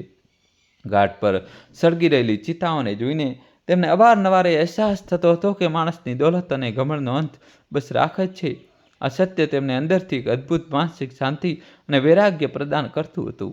સુમિત્રા જ્યારે પણ ઘાટ પર કોઈ નાના બાળકને રમતું જોતી ત્યારે તેમની આંખોમાંથી મમતાની ધાર વહેવા લાગતી હતી. તેઓ તે અજાણ્યા બાળકોને પોતાની પાસે બોલાવીને તેમને પ્રેમ કરતી અને પોતાના હિસ્સાનું ખાવાનું પણ તેમને ખવડાવી દેતી હતી. તેમનું હૃદય એટલું કોમળ હતું કે તેઓ કોઈ બાળકને ભૂખ્યું જોઈ શકતી નહોતી. ઘાટ પર આવનારા કેટલાય લોકો આ વૃદ્ધ અને ગરીબ મહિલાની દયાળુતા જોઈને આશ્ચર્યચકિત થઈ જતા. તેઓ નહોતા જાણતા કે આ મહિલાના સીનામાં દુનિયાની સૌથી મહાન માતાનું દિલ ધબકે છે. બીજી તરફ રમાકાંતને અવારનવાર તે સમાજની ખોખલી માનસિકતા પર ખૂબ જ તેજ ગુસ્સો આવતો હતો. લોકો મંદિરોમાં પથ્થરની મૂર્તિઓ પર હજારો રૂપિયાનું દૂધ અને ફૂલ ચઢાવી દેતા હતા, પરંતુ બહાર ભૂખે મરતા માણસોને એક રોટલી આપવામાં તેમને ખૂબ તકલીફ થતી હતી. તેમણે આ જ સંસ્કાર તો પોતાના દીકરા રાકેશને પણ આપ્યા હતા, પરંતુ ધનના લોભે તેની આંખો પર એવી પટ્ટી બાંધી કે તે માતા પિતાને ઓળખી શક્યો નહીં. આ ધર્મના નામે ઇન્સાનિયતની સૌથી મોટી અને કડવી મજાક હતી. મહિનાઓ વીતતા જતા હતા અને તે બંને વૃદ્ધો હવે પૂરી રીતે ઘાટની આ જિંદગીના આદિ થઈ ચૂક્યા હતા. તેમને હવે કોઈની પાસેથી કોઈ આશા કે કોઈ ફરિયાદ બચી નહોતી. તેમણે માની લીધું હતું કે આ જ તેમની નિયતિ છે અને અહીં જ આ પવિત્ર નદીના કિનારે તેમની જીવનયાત્રા સમાપ્ત થશે. સુમિત્રાની હાલત દિન પ્રતિદિન વધુ બગડતી જઈ રહી હતી, પરંતુ તેમના ચહેરા પર એક અદ્ભુત શાંતિ હંમેશા છવાયેલી રહેતી હતી. તેમણે મોતને ડરામણા સત્યના બદલે પોતાની દુઃખ ભરેલી જિંદગીથી છુટકારાના રૂપમાં સ્વીકાર્યું હતું. જ્યારે દિવાળીનો પવિત્ર તહેવાર આવ્યો ત્યારે આખું કાશી શહેર લાખો દીવાઓની રોશનીથી ઝગમગી રહ્યું હતું. ચારેય તરફ ખુશીઓ અને જશ્નનો માહોલ હતો, પરંતુ કિશનની તે અંધારી ઝૂંપડીમાં એક નાનો માટીનો દીવો સળગી રહ્યો હતો, જે આ બંને વડીલોની બુઝાતી જતી જિંદગીનું પ્રતીક લાગી રહ્યો હતો. રમાકાંતને તે દિવાળી યાદ આવી જ્યારે રાકેશ નાનો હતો અને તેમણે તેના ખભા પર બેસાડીને ફટાકડા અપાવ્યા હતા. આજે એ જ દીકરો પોતાના ઘરમાં રોશની કરી રહ્યો હતો, જ્યારે માતા પિતા અંધારામાં મોતની રાહ જોઈ રહ્યા હતા. સુમિત્રાએ તે નાનકડી રોશની સામે હાથ જોડીને ફરીથી એ જ જૂની પ્રાર્થના દોહરાવી.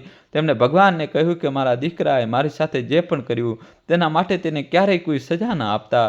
દુનિયાની અદાલતમાં ભલે ન્યાય અને અન્યાયના નિયમો હોતા હશે, પરંતુ એક માતાની અદાલતમાં માત્ર માફી જ હોય છે.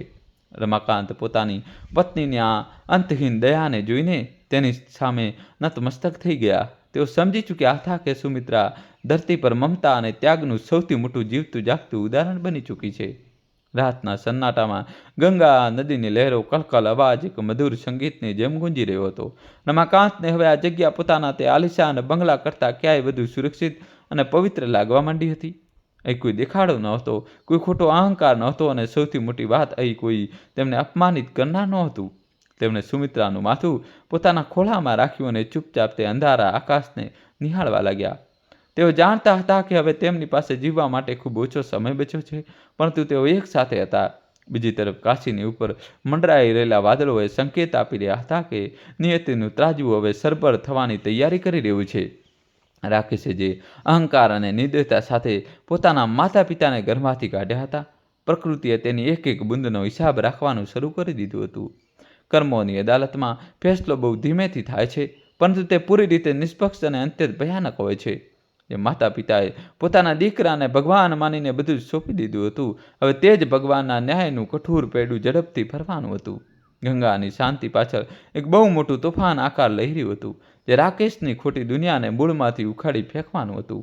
રમાકાંત અને સુમિત્રા ભલે આ વાતથી પૂરી રીતે અજાણ હતા, પરંતુ પ્રકૃતિ પોતાના કામમાં લાગી ચૂકી હતી. જે આંસુ આ પવિત્ર નદીમાં પડ્યા હતા, તે હવે એક ભયંકર સૈલાબ બનીને તે આલિશાન ઘર તરફ વધવાના હતા.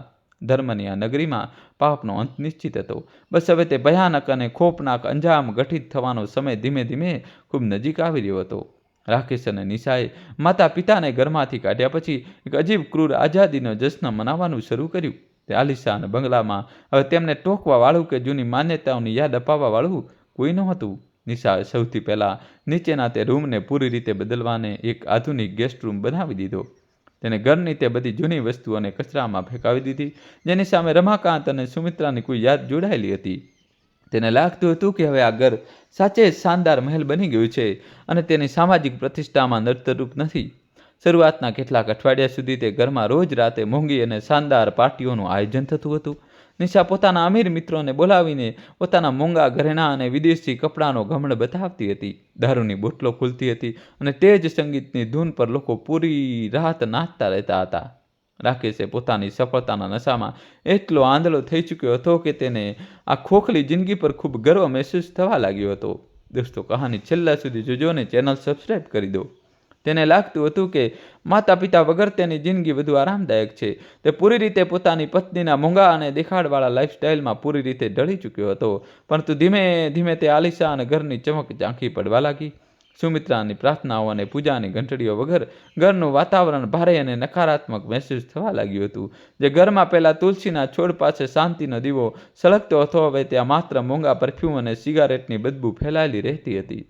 ભલે ઘરમાં વિદેશી ફર્નિચર અને કિંમતી સજાવટનો સામાન ભરેલો હતો, પરંતુ તેની આત્મા જેમ મરી ચૂકી હતી. દિવાલોની અંદર એક અજીબસી ખામોશી અને ભયાનક ખાલીપો રહેવા લાગ્યો હતો, જે બંનેને અંદર જ ને અંદર ખૂબ વધારે બેચેન કરવા લાગ્યો હતો. પૈસાની હવસ માણસને ક્યારેય સંતુષ્ટ થવા દેતી નથી.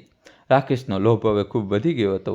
પત્નીની વધતી જતી મોંઘી માંગણીઓને પૂરી કરવા માટે તેને બેંકની નોકરી સિવાય ખોટા રસ્તાઓ પર પગ મૂકવાનું શરૂ કરી દીધું.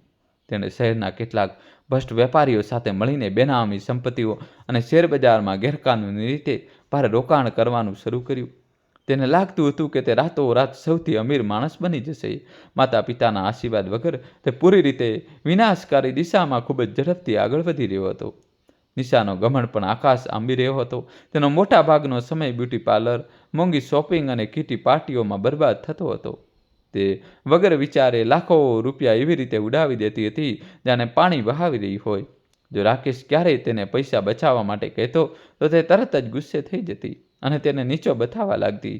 તે કહેતી હતી કે તેને ગરીબ અને કંજૂસ પરિવારમાં લગ્ન કરીને જિંદગી બરબાદ કરી લીધી છે. પૈસાના બગાડે ઘરમાંથી બરકતને પૂરી રીતે ખતમ કરી દીધી હતી. હવે ત્યાં માત્ર તણાવ અને કડવાશ હતી. આ બધી વસ્તુઓની વચ્ચે નાનો આરબ સૌથી વધુ એકલો અને ઉદાસ મહેસૂસ કરી રહ્યો હતો. તેને દાદાની વાર્તાઓ અને દાદીનો પ્રેમ ખૂબ યાદ આવતો હતો. જ્યારે પણ તે રડીને તેમના વિશે પૂછતો તો નિશા વઢીને ચૂપ કરાવી દેતી અથવા કોઈ મોંઘું રમકડા આપીને મોં બંધ કરી દેતી. પરંતુ પ્રેમ અને મમતાને ક્યારેય પ્લાસ્ટિકના રમકડાથી ખરીદી શકાતી નથી. આરવ હવે અવારનવાર બીમાર રહેવા લાગ્યો હતો અને તેને ખાવાનું પણ ખૂબ ઓછું કરી દીધું હતું. માતા પિતા પાસે પોતાના બાળકની માનસિક પીડા સમજવાનો બિલકુલ સમય નહોતો. કર્મનો નિયમ બહુ જ ચૂપચાપ અને કઠોરતાથી પોતાનું કામ કરે છે. રાકેશે જે ગેરકાનૂની પ્રોજેક્ટ્સમાં પોતાની બધી બચત અને પૈસા લગાવ્યા હતા તે અચાનક વિવાદોમાં ફસાઈ ગયા. સરકારે તે કંપનીઓ પર તપાસ બેસાડી દીધી અને રાતોરાત રાકેશના કરોડો રૂપિયા બજારમાં ડૂબી ગયા. આ તેના માટે કોઈ ભયંકર ઝટકાથી કમ નહોતું. તેને ગભરામણમાં પોતાના અમીર મિત્રો પાસે મદદ માંગી, પરંતુ ખરાબ સમયમાં બધાએ મોં ફેરવી લીધું. એ લોકો કાલ સુધી તેની પાર્ટીઓમાં તેના વખાણ કરતા હતા, આજે તેઓ તેનો ફોન સુધી ઉપાડવા બિલકુલ તૈયાર નહોતા. રાકેશ હવે ભયંકર માનસિક તણાવમાંથી પસાર થઈ રહ્યો હતો. તેને સમજાતું નહોતું કે તે આ મોટા આર્થિક નુકસાનની ભરપાઈ કેવી રીતે કરશે. તેને ડર હતો કે જો બેંકના અધિકારીઓને તેની ગેરકાનૂની હરકતોની ખબર પડી ગઈ તો તેની નોકરી પણ જઈ શકે છે. તે રાત પર જાગીને દારૂ પીતો રહેતો હતો અને તણાવમાં પોતાના નખ ચાવતો રહેતો હતો. જે માણસે પોતાના માતા પિતાની રાતોની ઊંઘ આરામ કરી દીધી હતી, આજે તેની પોતાની રાતોની ઊંઘ હંમેશા માટે ગાયબ થઈ ચૂકી હતી. આ તેના પાપોની શરૂઆતી સજા હતી. નિશાએ જ્યારે રાકેશની આ ગભરામણ અને પરેશાની જોઈ તો પત્નીના રૂપમાં સાથ આપવાના બદલે તેને મહેણા મારવાનું શરૂ કરી દીધું. તે ફરિયાદ કરવા લાગી કે રાકેશે તેને ગયા મહિનાથી કોઈ નવું ઘરેણું નથી અપાવ્યું અને વિદેશ જવાની ટ્રીપ પણ કેન્સલ કરી દીધો છે.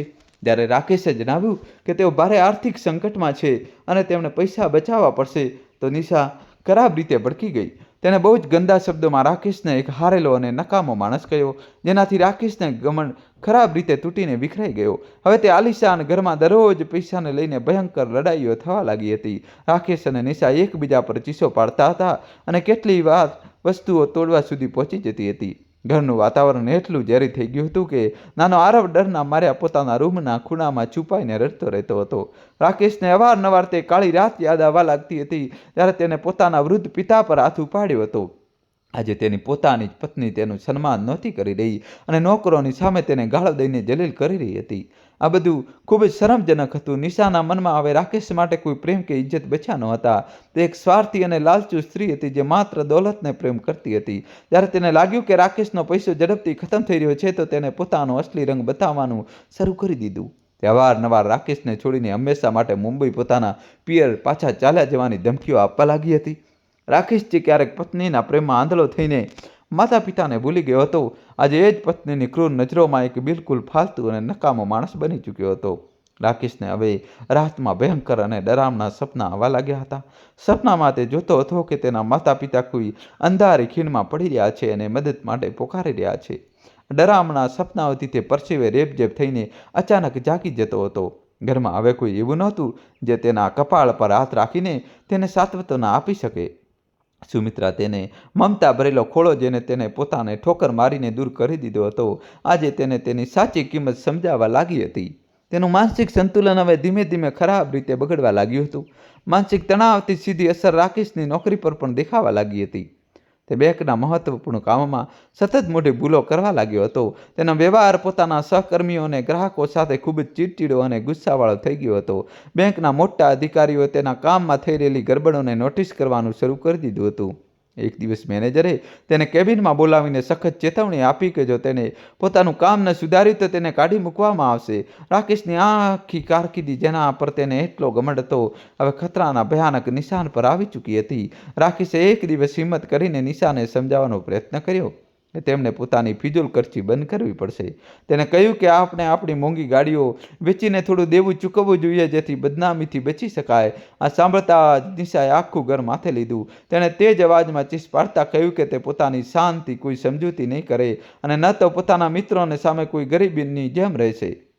નશાના કઠોર શબ્દોએ રાકેશને અંદર સુધી તોડી નાખ્યો. તેને મહેસૂસ થયું કે તેણે એક ઝેરી નાગણને પોતાના ઘરમાં પાળી રાખી છે. ઘરના દરેક ખૂણામાં હવે રમાકાંત અને સુમિત્રાના આંસુઓનો શ્રાપ ગુંજતો હોય તેવું મહેસૂસ થતું હતું. દોસ્તો, કહાની છેલ્લા સુધી જોજો, નવો ટ્વિસ્ટ આવશે. જે માતા પિતાને તેમણે ઠંડી અને વરસાદમાં ધક્કા મારીને કાઢ્યા હતા, તેમની ખામોશ આવો હવે આલિશાન બંગલાના પાયાને ખોખલો કરી રહી હતી. રાકેશ જ્યારે પણ અરીસાની સામે ઊભો રહેતો હતો તેને પોતાનો ચહેરો કોઈ રાક્ષસ જેવો દેખાતો હતો. દોલતનો નશો ઉતર્યા પછી જ્યારે ઇન્સાનિયત જાગે છે તો પછતાવાની ભયાનક આગ ખૂબ વધારે બાળે છે. રાકેશે અડપળ તે ભયાનક આગમાં ખરાબ રીતે સળગવા અને તડપવા માટે મજબૂર થઈ ગયો હતો. રાકેશના ખરાબ દિવસોની અસલ શરૂઆત ત્યારે જ થઈ જ્યારે જે લોકો પાસેથી તેને ઉધાર લીધું હતું તેઓ ઘરે આવીને પૈસા માંગવા લાગ્યા. કરજ આપનારા લોકો ખૂબ જ ખતરનાક અને બદતમીજ હતા. તેઓ દરવાજા પર ઊભા રહીને જોર જોરથી ગાળો દેતા અને ધમકીઓ આપતા હતા. આ બધું જોઈને પડોશીઓમાં પણ જાત જાતની વાતો થવા લાગી. રાકેશની તે ખોટી ઇજ્જત તેને બચાવવા માટે તેને જન્મદાતાઓને ઘરમાંથી કાઢ્યા હતા. આજે સરેઆમ બજારમાં હરાજી થઈ રહી હતી. તેને ઘરની બહાર નીકળવામાં પણ હવે ખૂબ વધારે શરમ અને ડર લાગતો હતો. નિશાએ જ્યારે ગુંડાઓને ઘરે આવતા જોયા તો તેને ડર અને ગુસ્સો ચરમસીમા પર પહોંચી ગયો. તેને રાકેશ પર ચિલ્લાતા કહ્યું કે તે ધોકેબાજ છે. તેને અમીર હોવાનું ખોટું સપનું બતાવ્યું હતું. તે રડવાનો નાટક કરતી વખતે તે રૂમમાં બંધ થઈ ગઈ અને પોતાના મુંબઈવાળા મિત્રો સાથે કલાકો સુધી વાતો કરવા લાગી. નિશા હવે આ ડૂબતા વહાણમાંથી ભાગવાની તૈયારી કરી રહી હતી. તેને ના તો રાકેશ પ્રત્યે કોઈ હમદર્દી હતી અને ના તો આ વાતની ચિંતા કે તેમનું માસૂમ બાળક આ ઝેરી વાતાવરણમાં કેટલું વધારે ડરેલું મહેસૂસ કરી રહ્યું છે. તે વિશાળ બંગલાની વચ્ચે રાકેશ બિલકુલ એકલો ઊભો હતો. તેની પાસે કહેવા માટે બહુ બધા પૈસા અને મોંઘી વસ્તુઓ હતી, પરંતુ તેનું દિલ પૂરી રીતે ખાલી અને ખોખલું થઈ ચૂક્યું હતું. તે પત્ની માટે તેને પોતાના ભગવાન જેવા માતા પિતાને ઠોકરાવી દીધા હતા. તે આજે મુશ્કેલ ઘડીમાં તેની વિરુદ્ધ ઊભી હતી. આ એક કડવું સત્ય હતું જેને સ્વીકારવું રાકેશ માટે ઝેર પીવા જેવું હતું.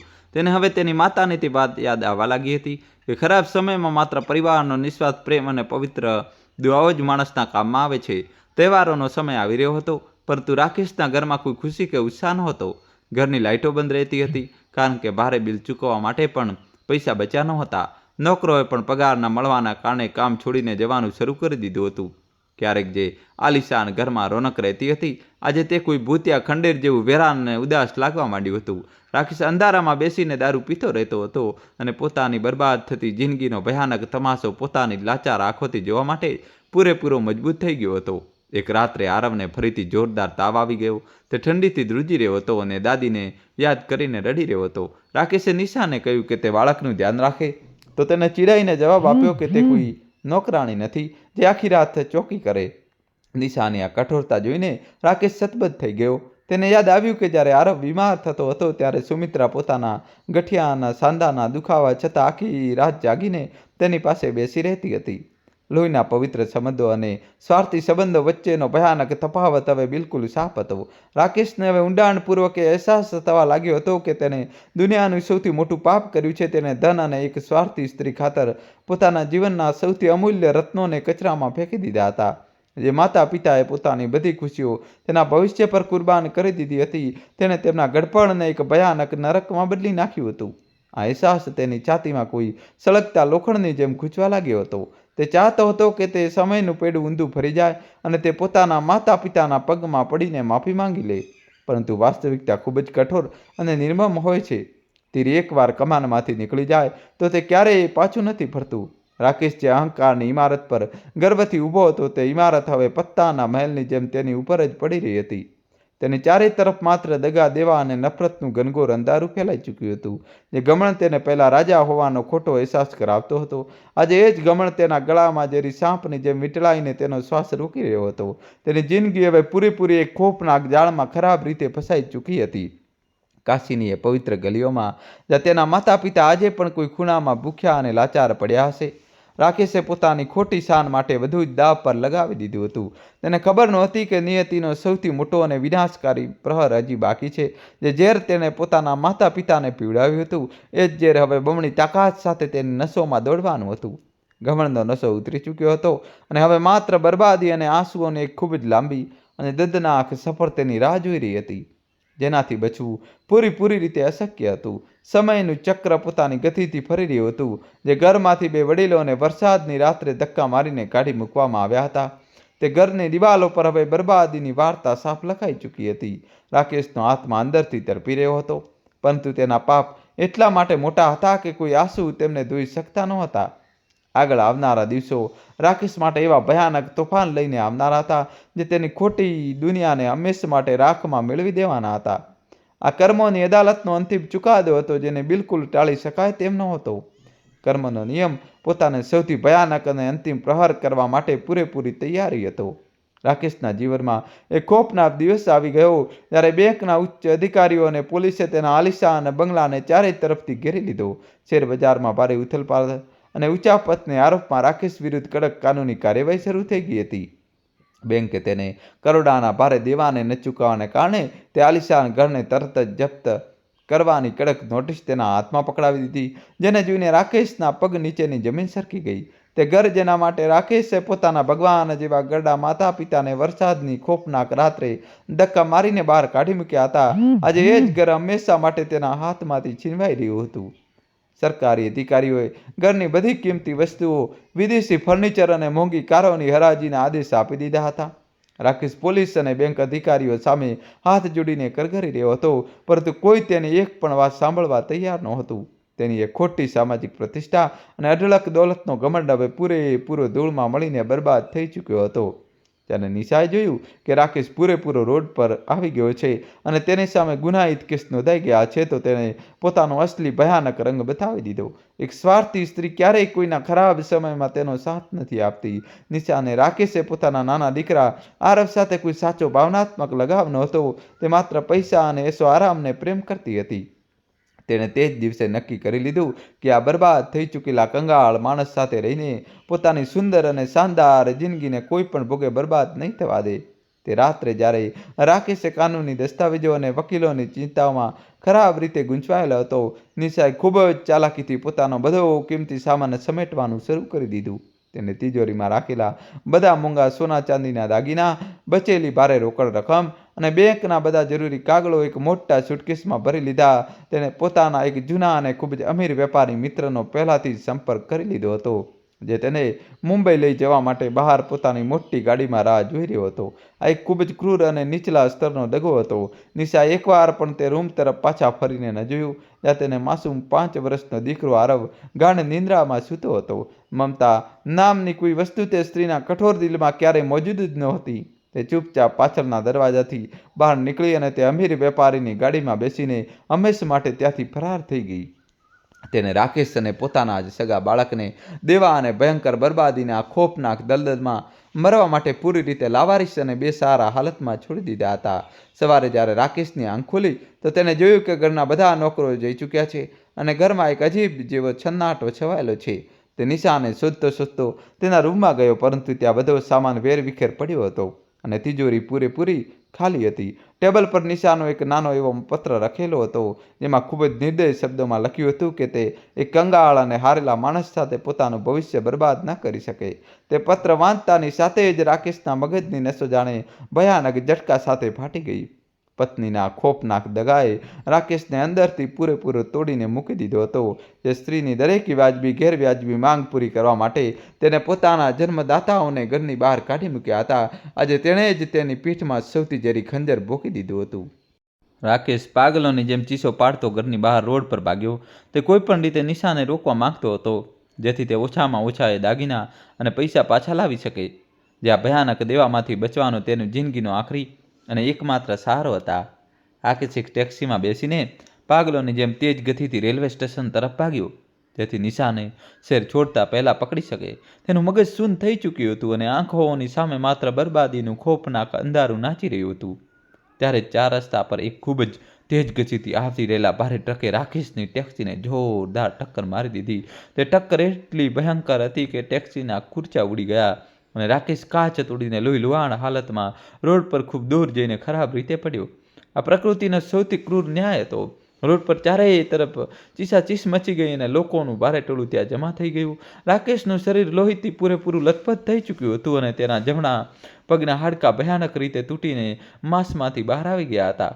તેને તરત જ હોસ્પિટલ લઈ જવામાં આવ્યો, પરંતુ ત્યાં સુધીમાં તેની હાલત ખૂબ જ નાજુક થઈ ચૂકી હતી. જે માણસે પોતાના બુઢા પિતાને ધક્કો મારીને જમીન પર પાડી દીધા હતા, આજે તેનું પોતાનું શરીર રોડ પર કોઈ કચડાયેલા કીડાની જેમ તડપી રહ્યું હતું. આ કર્મોની અદાલતનો એ ચુકાદો હતો, જેનાથી કોઈ બચી શકતું નહોતું. હોસ્પિટલમાં જ્યારે રાકેશને હોશ આવ્યો તો ડૉક્ટરોએ તેને ભયાનક સમાચાર આપ્યા, જેણે તેની બચેલી ખૂચેલી જિંદગીને પૂરી રીતે તબાહ કરી દીધી. ડૉક્ટરોએ જણાવ્યું કે તેના પગની નસો પૂરેપૂરી કચડાઈ ચૂકી છે અને તેનો જીવ બચાવવા માટે તે જમણા પગને સાથળ પાસેથી કાપવો પડશે. આ સાંભળતાની સાથે જ રાકેશની આંખો સામે ઘેરો અને ખોફનાક અંધકાર છવાઈ ગયો. જે માણસ ક્યારેય પોતાના મોંઘા બૂટ અને તેજ રફતાર જિંદગી પર ઘમંડ કરતો હતો, તે હંમેશા માટે એક અપંગ અને મોહતાજ માણસ બનવા જઈ રહ્યો હતો. ઓપરેશન પછી જ્યારે રાકેશે પોતાના કપાયેલા પગને જોયો, તો તે પાગલોની જેમ ધ્રુસકે ને ધ્રુસકે રોવા લાગ્યો. તેને હવે આ બધા પાપ યાદ આવવા લાગ્યા જે તેના માતા પિતા સાથે કર્યા હતા. તેને યાદ આવ્યું કે કેવી રીતે સુમિત્રા ગઠિયાના ભયાનક દુખાવાથી તડપતી હતી અને તે તેમની મજાક ઉડાવતો હતો. આજે ભગવાને તેને પણ હંમેશા માટે એ જ દુખાવા અને લાચારીના ભયાનક દલદલમાં ધકેલી દીધો હતો. હોસ્પિટલના એ ઠંડા અને એકાંત બિસ્તર પર પડ્યા તેને પોતાના કર્મોની સજા ખૂબ જ બારીકાઈથી અને ઊંડાણપૂર્વક સમજાઈ રહી હતી. હોસ્પિટલનું મોટું બિલ ચૂકવવા માટે રાકેશ પાસે હવે એક પણ રૂપિયો બચ્યો ન હતો. તેના બધા બેંક ખાતા સીલ થઈ ચૂક્યા હતા અને કોઈ પણ જૂનો મિત્ર તેની મદદ માટે સામે ના આવ્યો. હોસ્પિટલ પ્રશાસને થોડા દિવસો પછી તેને બેરહમીથી ડિસ્ચાર્જ કરી દીધો અને તેને વહેંચલના બદલે જૂની અને તૂટેલી ગોળીઓ પકડાવી દીધી. હવે રાકેશ પાસે ના તો આલિશાન બંગલાવાળું ઘર હતું, ના તે સુંદર દગાબાજ પત્ની હતી અને ના તો તેનો પોતાનો પગ સલામત હતો. તે પૂરો એક લાચાર ભિખારી બની ચૂક્યો હતો. રાકેશે પોતાની ગોળીઓના સારે ઘસડાતો કોઈક રીતે પોતાના જૂના ઘર પાસે પહોંચ્યો. ત્યાં પોલીસનો પહેરો હતો અને ઘર નીલામ થઈ ચૂક્યું હતું. કોઈ દયાળુ પાડોશીએ નાના આરવને પોતાની પાસે રાખ્યો હતો, પરંતુ તેઓ પણ તેને વધારે દિવસ પાળી શકે તેમ નહોતા. દોસ્તો, કહાની છેલ્લા સુધી જોજો અને ચેનલ સબસ્ક્રાઈબ કરી દો. જ્યારે આરવે પોતાના પિતાને આ ખોફનાક અને અપંગ હાલતમાં જોયા તો તે ખૂબ જ ડરીને રડવા લાગ્યો. રાકેશે રડતા પોતાના માસૂમ દીકરાને ગળે લગાવી દીધો. હવે આ વિશાળ અને જાલિમ દુનિયામાં માત્ર તેઓ બંને જ એકબીજાનો આખરી અને એકમાત્ર સહારો હતા. આરવને પોતાના છાતીએ લગાડીને એક પગથી અપંગ રાકેશે હવે કાશીની અજાણી અને ભીડભાડવાળી સડકો પર દર ભટકવા માટે પૂરેપૂરો મજબૂર થઈ ચૂક્યો હતો. તેને ભૂખ અને તરસ ખૂબ જ સતાવી રહી હતી, પરંતુ ખિસ્સામાં એક પણ સિક્કો નહોતો. તેને હવે પોતાની માતા સુમિત્રાની એ તડપ ખૂબ સારી રીતે યાદ આવી રહી હતી, જ્યારે તેઓ ભૂખથી બેહાલ થઈને એ ભેજવાળી કૂટડીમાં પડ્યા રહેતા હતા. માણસને જ્યારે પોતાના કરેલા પાપોની સજા આ જ જન્મમાં મળે છે તો તે ખૂબ જ ખોફનાક હોય છે અને પોતાના બાળકની ભૂખ મિટાવવા માટે રાકેશને જીવનમાં પહેલીવાર કાશીના રસ્તા ઉપર અજાણ્યા લોકો સામે હાથ ફેલાવવા પડ્યા. જે રાકેશ ક્યારેય ભિખારીઓને ધક્કા મારીને ભગાડી દેતો હતો, આજે એ જ એક ફાટેલા ભિખારી બનીને લોકો પાસે એક રોટલીની ભીખ માંગી રહ્યો હતો. લોકોનો તિરસ્કાર અને ગાળો તેની છાતીને ચાળાની કરી રહી હતી, પરંતુ તે લાચાર હતો. તે પોતાના દીકરાના આંસુ જોઈ શકતો નહોતો. આ નિયતિની ભયાનક મજાક હતી, જેને ઘમંડી કરોડપતિને રાતોરાત રોડના સૌથી નીચલા અને દર્દનાક રસ્તા પર લાવીને ઊભો કરી દીધો હતો. રાત થવા પર રાકેશ અને આરવને એક મંદિરની બહાર ઠંડી સીડીઓ પર સૂવું પડ્યું. ત્યાં ભયંકર ઠંડી હતી અને તેમની પાસે ઓઢવા માટે કોઈ ધાબળો નહોતો. રાકેશે પોતાના ફાટેલા કોટમાં આરવને લપેટી લીધો, જેથી તેને ઠંડી ન લાગે. એ ખોફનાક અને કાળી રાત્રે રાકેશને પોતાના પિતા રમાકાંતનો એ આંસુઓથી ભરેલો ચહેરો યાદ આવ્યો, ત્યારે તેણે તેમને એ મુસળધાર વરસાદમાં ઘરથી બહાર ધકેલી દીધા હતા. પાપનો ગળો જ્યારે ફૂટે છે તો માણસ પાસે માત્ર આંસુ અને ઊંડા પસ્તાવો જ રહી જાય છે, બીજું કંઈ નહીં. રાકેશના કપાયેલા પગમાં ભયાનક દુખાવો થઈ રહ્યો હતો અને લોહીનું નીકળવું પણ પૂરી બંધ થયું નહોતું, પરંતુ શારીરિક દુખાવા કરતાં ક્યાંક વધારે તેનો માનસિક દુખાવો તેને અંદરથી જ ખોખલો કરી રહ્યો હતો. તે આખી રાત આકાશ તરફ જોઈને રડતો રહ્યો અને ભગવાન પાસે પોતાના પાપોની માફી માંગતો રહ્યો, પરંતુ તે જાણતો હતો કે તેને પોતાના માતા પિતા સાથે જે ક્રૂરતા કરી છે તેની માફી એટલી આસાનીથી મળી શકે નહીં. તેણે જે કાંટાવાળું ઝાડ પોતાના હાથે વાવ્યું હતું, આજે એ જ નાના ફળ તેને જબરજસ્તી ખાવા પડી રહ્યા હતા. કર્મની ઘંટી ખૂબ ધીમી ચાલે છે, પરંતુ તે માણસના અહંકારને ખૂબ જ બારીક અને પીસી નાખે છે. રાકેશની હાલત જોઈને રસ્તા પરથી પસાર થતા લોકો પણ દયા ખાઈ રહ્યા હતા, પરંતુ કોઈએ નહોતું જાણતું કે આ માણસે પોતાના જન્મદાતાઓ સાથે કેટલો મોટો અને ભયાનક દગો કર્યો છે. આ બધું તેના પોતાના વાવેલા બીજની કડવી ફસલ હતી. રાકેશ હવે સમજી ચૂક્યો હતો કે દોલત અને શાનનો શોખત માત્ર એક ક્ષણનો દગો છે, જ્યારે માતા પિતાનો પ્રેમ અને તેમના પવિત્ર આશીર્વાદ જ જીવનની સૌથી સાચી અને કાયમી મૂડી હોય છે. સવારે જ્યારે આરવ ઉઠ્યો તો તેને પોતાના નાના હાથોથી રાકેશના આંસુ લૂછ્યા. આરવે કાલી ગેલી ભાષામાં પૂછ્યું કે પાપા, આપણે દાદી પાસે ક્યારે જઈશું? મને તેમની ખુદ યાદ આવી રહી છે. આ માસૂમ સવાલ સાંભળીને રાકેશના દિલના હજારો ટુકડા થઈ ગયા. તે ધ્રુસકે રોવા લાગ્યો, કારણ કે તેને ખબર નહોતી કે તેના માતા પિતા આજે જીવતા પણ છે કે આ ક્રૂર દુનિયાને છોડીને હંમેશા માટે ચાલ્યા ગયા છે. તેની કસૂર માટે દિલની વેદના અનુભવાઈ. માસૂમ બાળકની સામે રાકેશ પોતાની દુનિયાનો સૌથી મોટો અપરાધી અને સૌથી નીચો માણસ અનુભવી રહ્યો હતો. તે ક્ષણે રાકેશે મનોમન એક ખૂબ જ મોટો અને દૃઢ સંકલ્પ લીધો. તેને નક્કી કર્યું કે ભલે તેને પોતાની બાકીની જિંદગી ભીખ માંગીને ગુજારવી પડે, પરંતુ તે પોતાના માતા પિતાને શોધીને જ રહેશે. તે તેમના પગમાં પડીને તે પોતાના ભયાનક પાપોની માફી માંગશે. તેને પોતાની લાચારી અને અપંગ હોવાની પરવા નહોતી, પણ તેને માત્ર પોતાના એ ઊંડા અને અપરાધ બોધથી મુક્તિ જોઈતી હતી, જે તેને દરેક પળે અંદરથી સળગાવી રહ્યો હતો. હવે તેની જિંદગીનો માત્ર એક જ મકસદ બચ્યો હતો, પોતાના ભગવાન જેવા માતા પિતાની શોધ કરવી. રાકેશે પોતાની ઘોડીઓ ઉઠાવી અને આરવનો નાનો એવો હાથ પકડીને કાશીના અસંખ્ય ઘાટો અને ગલીઓ તરફ પોતાનો કઠિન અને દર્દનાક યાત્રા શરૂ કરી દીધી. તેના કપાયેલા પગમાંથી લોહી નીકળી રહ્યું હતું અને દરેક ડગલા પર તેને ભયાનક યાતના સહન કરવી પડી રહી હતી. પરંતુ તે અટક્યો નહીં. આ તેનો પશ્ચાતાપ હતો. જે દીકરો પોતાની ખોટી શાન માટે પોતાના માતા પિતાને ઓળખવાનું ભૂલી ગયો હતો, આજે એ જ દીકરો રોડ પર અને ગલી ગલીએ પાગલોની જેમ તેમને શોધ કરી રહ્યો હતો. સમય અને નિયતિએ પોતાનું સૌથી મોટું અને ભયાનક ચક્ર પૂરું કરી લીધું હતું. કાશીની ભયંકર અને ધ્રુજાદેવ તેવી શિયાળાની ઠંડી હવે પૂરી થઈ ચૂકી હતી. ગંગાના ઘાટો પરથી આવનારી બર્ફીલી હવાઓ માણસના હાડકાને થીજાવી દેવા માટે પૂરતી હતી. અપાઈ જ રાકેશ અને તેને માસૂમ દીકરો આરવ ફાટેલા કપડામાં આ જ નિર્દય રસ્તાઓ પર દર્દની ઠોકરો ખાવા માટે મજબૂર હતા. એક ઘોડીના સહારે ઘસડાતા રાકેશનું શરીર દર્દથી પૂરી રીતે તૂટી ચૂક્યું હતું. જે રાકેશ ક્યારેક બ્રાન્ડેડ સૂટ અને ગરમ રૂમોમાં રહેતો હતો, આજે ખુલ્લા આકાશ નીચે એક ફાટેલા દાબલા માટે પણ બુરી રીતે તરસી રહ્યો હતો.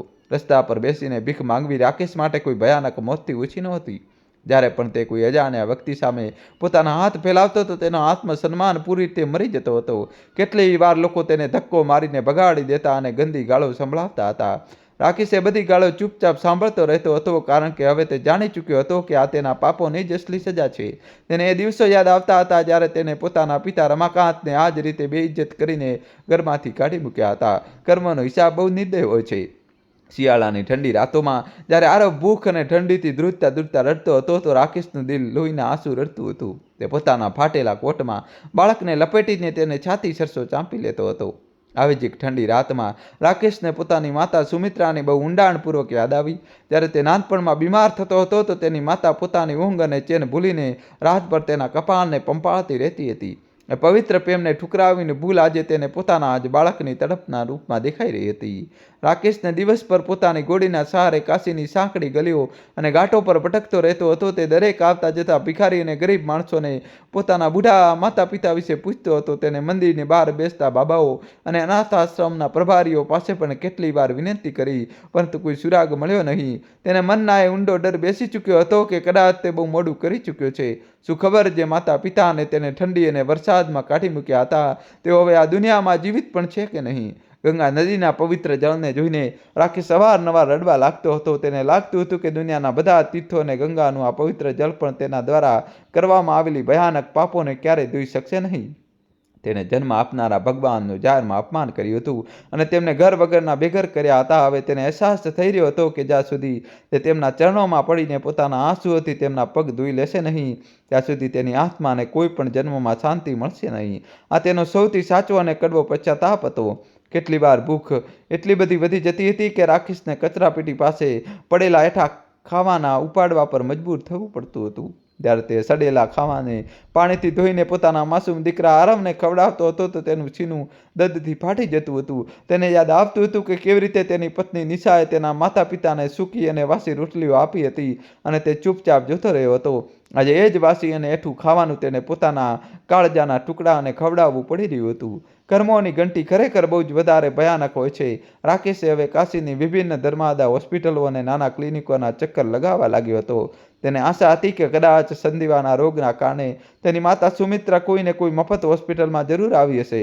તે તૂટેલી ઘોડીના સહારે રિસેપ્શન ડેસ્ક પર જતો અને કરગરીને પોતાના માતા પિતાને નામ પૂછતો. જ્યારે તેને દરેક જગ્યાએથી નિરાશા હાથ લાગતી તો તે હોસ્પિટલની બહાર સીડીઓ પર બેસીને કલાકો સુધી રડતો રહેતો હતો. તેની હાલત એટલી દર્દનીય થઈ ગઈ હતી કે હવે મોત પણ તેને બહુ મોટી રાહત લાગવા લાગી હતી. નાનો આરવ પોતાના પિતાની આ ભયાનક પરેશાનીને ચૂપચાપ જોતો રહેતો હતો. તે વારંવાર રાકેશના આંસુ લૂછતો અને પોતાની તોતરી ભાષામાં કહેતો કે પાપા, રડશો નહીં, દાદા અને દાદી આપણને જરૂર મળી જશે. માસૂમ બાળકની વાતો સાંભળીને રાકેશનું દિલ વધુ ને વધુ તડપવા લાગતું હતું. તેને પોતાના બાળક પાસેથી તેનું સુખી બાળપણ અને દાદા દાદીનો પવિત્ર પ્રેમ હંમેશા માટે છીનવી લીધો હતો. એક પિતાના રૂપમાં રાકેશ પૂરી રીતે વિફળ થઈ ચૂક્યો હતો અને અપરાધ બોધ તેને અંદર ને અંદર ઉદયની જેમ ખાઈ રહ્યો હતો. કેટલી વાર કેટલાક દયાળુ લોકો તેમને જોઈને થોડા પૈસા કે જૂના કપડાં આપી જતા હતા. એક દિવસ કોઈએ આરવને એક જૂનું પરંતુ ગરમ સ્વેટર આપી દીધું. રાકેશે જ્યારે એ સ્વેટર આરવને પહેરાવ્યું તો તેને પોતાના બાળપણની એ શિયાળાની રાત યાદ આવી ગઈ, જ્યારે તેના પિતા રમાકાંતે પોતાની શાલ તેને આપી દીધી હતી અને પોતે આખી રાત ઠંડીમાં ધ્રુજતા રહ્યા હતા. એ મહાન પિતાની નિસ્વાર્થ કુરબાનીને તેને માત્ર કેટલાક કાગળના નોટો અને એક સ્વાર્થી સ્ત્રી માટે પૂરી રીતે ભૂલાવી દીધી હતી. આ વિચારીને રાકેશની આત્મા કાંપી ગઈ. એક દિવસ વરસાદ પડવા લાગ્યો અને રાકેશને પોતાના દીકરા સાથે એક જૂના અને ગંદા પુલ નીચે છુપાવવું પડ્યું. આ બિલકુલ એવી જ ખોફનાક રાહત હતી જેવી તે દિવસે હતી જ્યારે તેને પોતાના માતા પિતાને ઘરમાંથી ધક્કા મારીને કાઢી મૂક્યા હતા. આજે પ્રકૃતિ તેની પાસેથી તેનો પૂરો અને ભયાનક બદલો લઈ રહી હતી. રાકેશે પોતાની આંખો બંધ કરી લીધી અને તેને એવું લાગ્યું જાણે તેના પિતાનો રડતો અવાજ એ તોફાની પવનમાં ગુંજી રહ્યો હતો. તે જોરથી રડવા લાગ્યો અને અંધારા પુલ નીચે ભગવાન પાસે માત્ર એક છેલ્લી તકની ભીખ માંગવા લાગ્યો.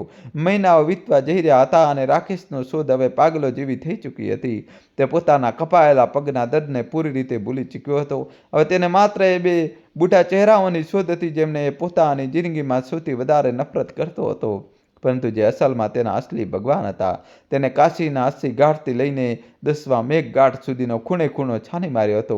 દરેક સાધુ અને દરેક ગરીબને તેને પોતાના પિતાની તસવીર બનાવીને બતાવી હતી ને તેને પોતાના મગજમાં દર્દની શાહીથી કંડારી હતી. એક દિવસ જ્યારે રાકેશ એક મંદિરની બહાર બેઠો હતો તો એક જૂના પરિચિતે તેને ઓળખી લીધો. તે માણસ ક્યારેક રાકેશની શાનદાર પાર્ટીઓમાં આવ્યો કરતો હતો. આજે રાકેશને આ ભિખારીઓ જેવી હાલતમાં જોઈને તે હેરાન રહી ગયો. તેને રાકેશની બહુ મજાક ઉડાવી અને તાણા મારતા કહ્યું કે જે માણસે પોતાના જન્મદાતાઓને રસ્તા પર ફેંક્યા હતા, આજે તેની પોતાની ઓકાત રસ્તાના કૂતરા કરતાં પણ બદતર થઈ ગઈ છે.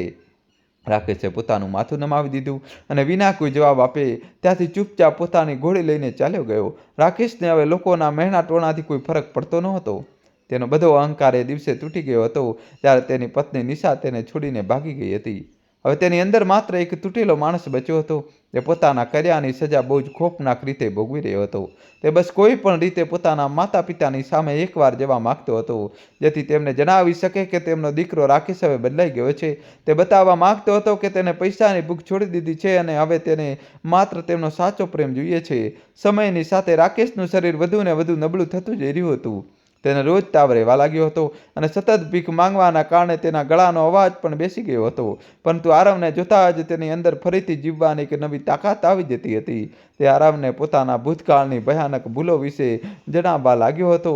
તે પોતાના દીકરાને સમજાવતો હતો કે ક્યારેય પણ પૈસાની લાલચમાં આવીને પોતાના આપતજનોને ન છોડવા, કારણ કે દુનિયાની કોઈ પણ દોલત મા બાપના સાચા પ્રેમની બરાબરી ક્યારેય કરી શકતી નથી. રાકેશ જ્યારે પણ રાત્રે સૂતો તો તેને પોતાની માતા સુમિત્રાની દર્દભરી કણસ સંભાળતી હતી. તે પરસેવાથી લથપથ થઈને અચાનક જાગી જતો હતો અને હવામાં હાથ મારતા પોતાની માતાને પુકારવા લાગતો હતો. આરવ ડરીને ઉઠી જતો અને પોતાના પિતાની છાતીએ વળગી જતો હતો. રાકેશ ફૂટી ફૂટીને રડતો અને આરવને કહેતો કે તેને પોતાની જ માતાને મારી નાખી છે. તે પોતાની માતાનો કાતિલ છે અને આ ખોફનાક સત્ય રાકેશના મગજને લગભગ પૂરી રીતે પાગલની જેમ ભયાનક કગાર પર લાવીને ઊભું રાખી લીધું હતું. એક સવારે રાકેશે કાશીના એક બહુ જૂના અને જર્જરિત અનાથ આશ્રમ પાસે પહોંચ્યો. ત્યાં એક બુઢા ચોકીદારે તેને જોયો અને તેની દયની હાલત પર અરેરાટી ખાતા તેને અંદર બોલાવી લીધો. રાકેશે ધ્રુજતા હાથે પોતાની ફાટેલા ખિસ્સામાંથી એક જૂની અને ઝાંખી તસવીર કાઢી. આ તસવીર તેના પિતા રમાકાંતની હતી જેને તેણે બહુ મુશ્કેલીથી બચાવીને રાખી હતી. દોસ્તો, કહાની છેલ્લા સુધી જોજો અને ચેનલ સબસ્ક્રાઈબ કરી દો. જ્યારે તેને એ તસવીર ચોકીદારને બતાવી તો ચોકીદારે ધ્યાનથી જોયું અને તેની આંખોમાં એક અજીબ ચમક આવી ગઈ. રાકેશના દિલના ધબકારા અચાનક બહુ તેજ થઈ ગયા.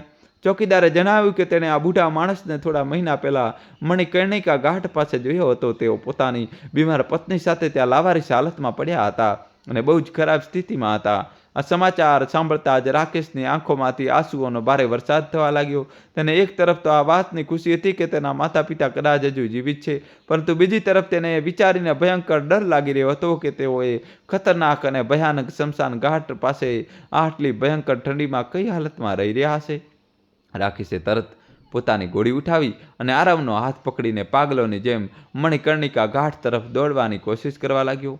તેનું અપાહિજ શરીર આ તેજ રફતારનો સાથ આપી શકતું નહોતું અને તે રસ્તામાં કેટલી વાર કાદવ અને પથ્થરો પર બુરી રીતે પડ્યો. તેના ઘૂંટણ અને હાથમાંથી લોહી વહેવા લાગ્યું, પરંતુ તેને કોઈ પણ દર્દનો બિલકુલ પણ અહેસાસ થઈ રહ્યો નહોતો. આજે તેની અંદર એક એવો ભયાનક પશ્ચાતાપ ઝાંકી ઉઠ્યો હતો જેને તેના શરીરનો બધો થાક અને બધા શારીરિક દર્દને પૂરી રીતે શૂન્ય કરી દીધા હતા. સ્મશાન ઘાટ પર સળગતી ચિતાઓનો ધુમાડો અને ત્યાંનો ખોફનાક સન્નાટો કોઈના પણ રૂવાડા ઊભા કરી શકે તેમ હતો. રાખીશ ત્યાં પાગલોની જેમ દરેક લાવારીસ ખૂણામાં પોતાના માતા પિતાને શોધવા લાગ્યો. તે દરેક બીમાર અને બુઢા માણસ પાસે જઈને તેમના ચહેરાને ગંભીરતાથી જોતો હતો. આરબ પણ પોતાના પિતા સાથે રડતા રડતા પોતાની દાદીને પોકારી રહ્યો હતો. ત્યાં હાજર કેટલાક લોકો તેમને જણાવ્યું કે એક ગરીબ મલ્લાહ એક બુઢા દંપતીની પાસે એક બહુ જ ખખડધજ અને મફત મર્યાદા ચિકિત્સાલય હોસ્પિટલમાં થોડા દિવસ પહેલાં લઈ ગયો હતો. આ સાંભળીને રાકેશની છાતીમાં એક અજીબ હલચલ મચી ગઈ. તેને એવું મહેસૂસ થયું જાણે ભગવાને તેની પાપી અને મેલી આત્માને સાફ કરવાની એક છેલ્લી તક તેને આપી દીધી છે. તે પોતાની ઘોડીને પૂરી તાકાતથી જમીન પર ટકાવવો એ ધર્માદા ચિકિત્સાલય તરફ બહુ ઝડપથી વધવા લાગ્યો. રસ્તામાં તેને કેટલી વાર ચક્કર આવ્યા અને ભૂખના કારણે તેની આંખો સામે ઘેરો અંધકાર પણ છવાઈ ગયો. પરંતુ આજે તે કોઈ પણ હાલતમાં રોકાવાનો નહોતો. તેનું લક્ષ્ય હવે બિલકુલ તેની સામે નજર આવી રહ્યું હતું. તે નાનું એવું ચિકિત્સાલય શહેરના એક બહુ જ ગંદા અને પછાત વિસ્તારમાં આવેલું હતું. ત્યાં ચારે બાજુ બીમાર અને બેસારા લોકો જમીન પર સાદડીઓ પર પડ્યા દર્દથી બુરી રીતે કણસી રહ્યા હતા. રાકેશે ત્યાં પહોંચતા જ નર્સના પહેલા પગમાં પડીને પોતાના માતા પિતા વિશે પાગલોને જેમ પૂછવાનું શરૂ કરી દીધું. નર્સે તેને એક મોટા અને ખીચોખીચ ભરેલા હોલ તરફ ઇશારો કર્યો જ્યાં બહુ બધા ગરીબ દર્દીઓ મોત સામે લડી રહ્યા હતા. રાકેશનું દિલ ડર અને આશાની વચ્ચે બહુ જોરથી ધડકવા લાગ્યું હતું.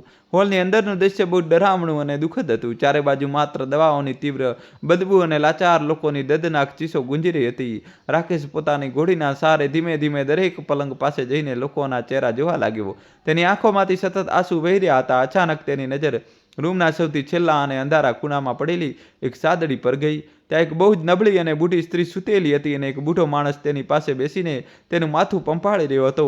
તે દ્રશ્ય બહુ પરિચિત હતું. રાકેશના પગ અચાનક જ ત્યાં જમીન પર પૂરી રીતે જામી ગયા અને તેના હાથમાંથી તેની ઘોડી છૂટીને નીચે પડી ગઈ. તેણે પોતાના માતા પિતાને ઓળખી લીધા હતા. સુમિત્રાનું શરીર હવે માત્ર હાડકાનું એક માળખું બની ચૂક્યું હતું અને તેઓ મોતની છેલ્લી દહેલીજ પર ઊભા હતા.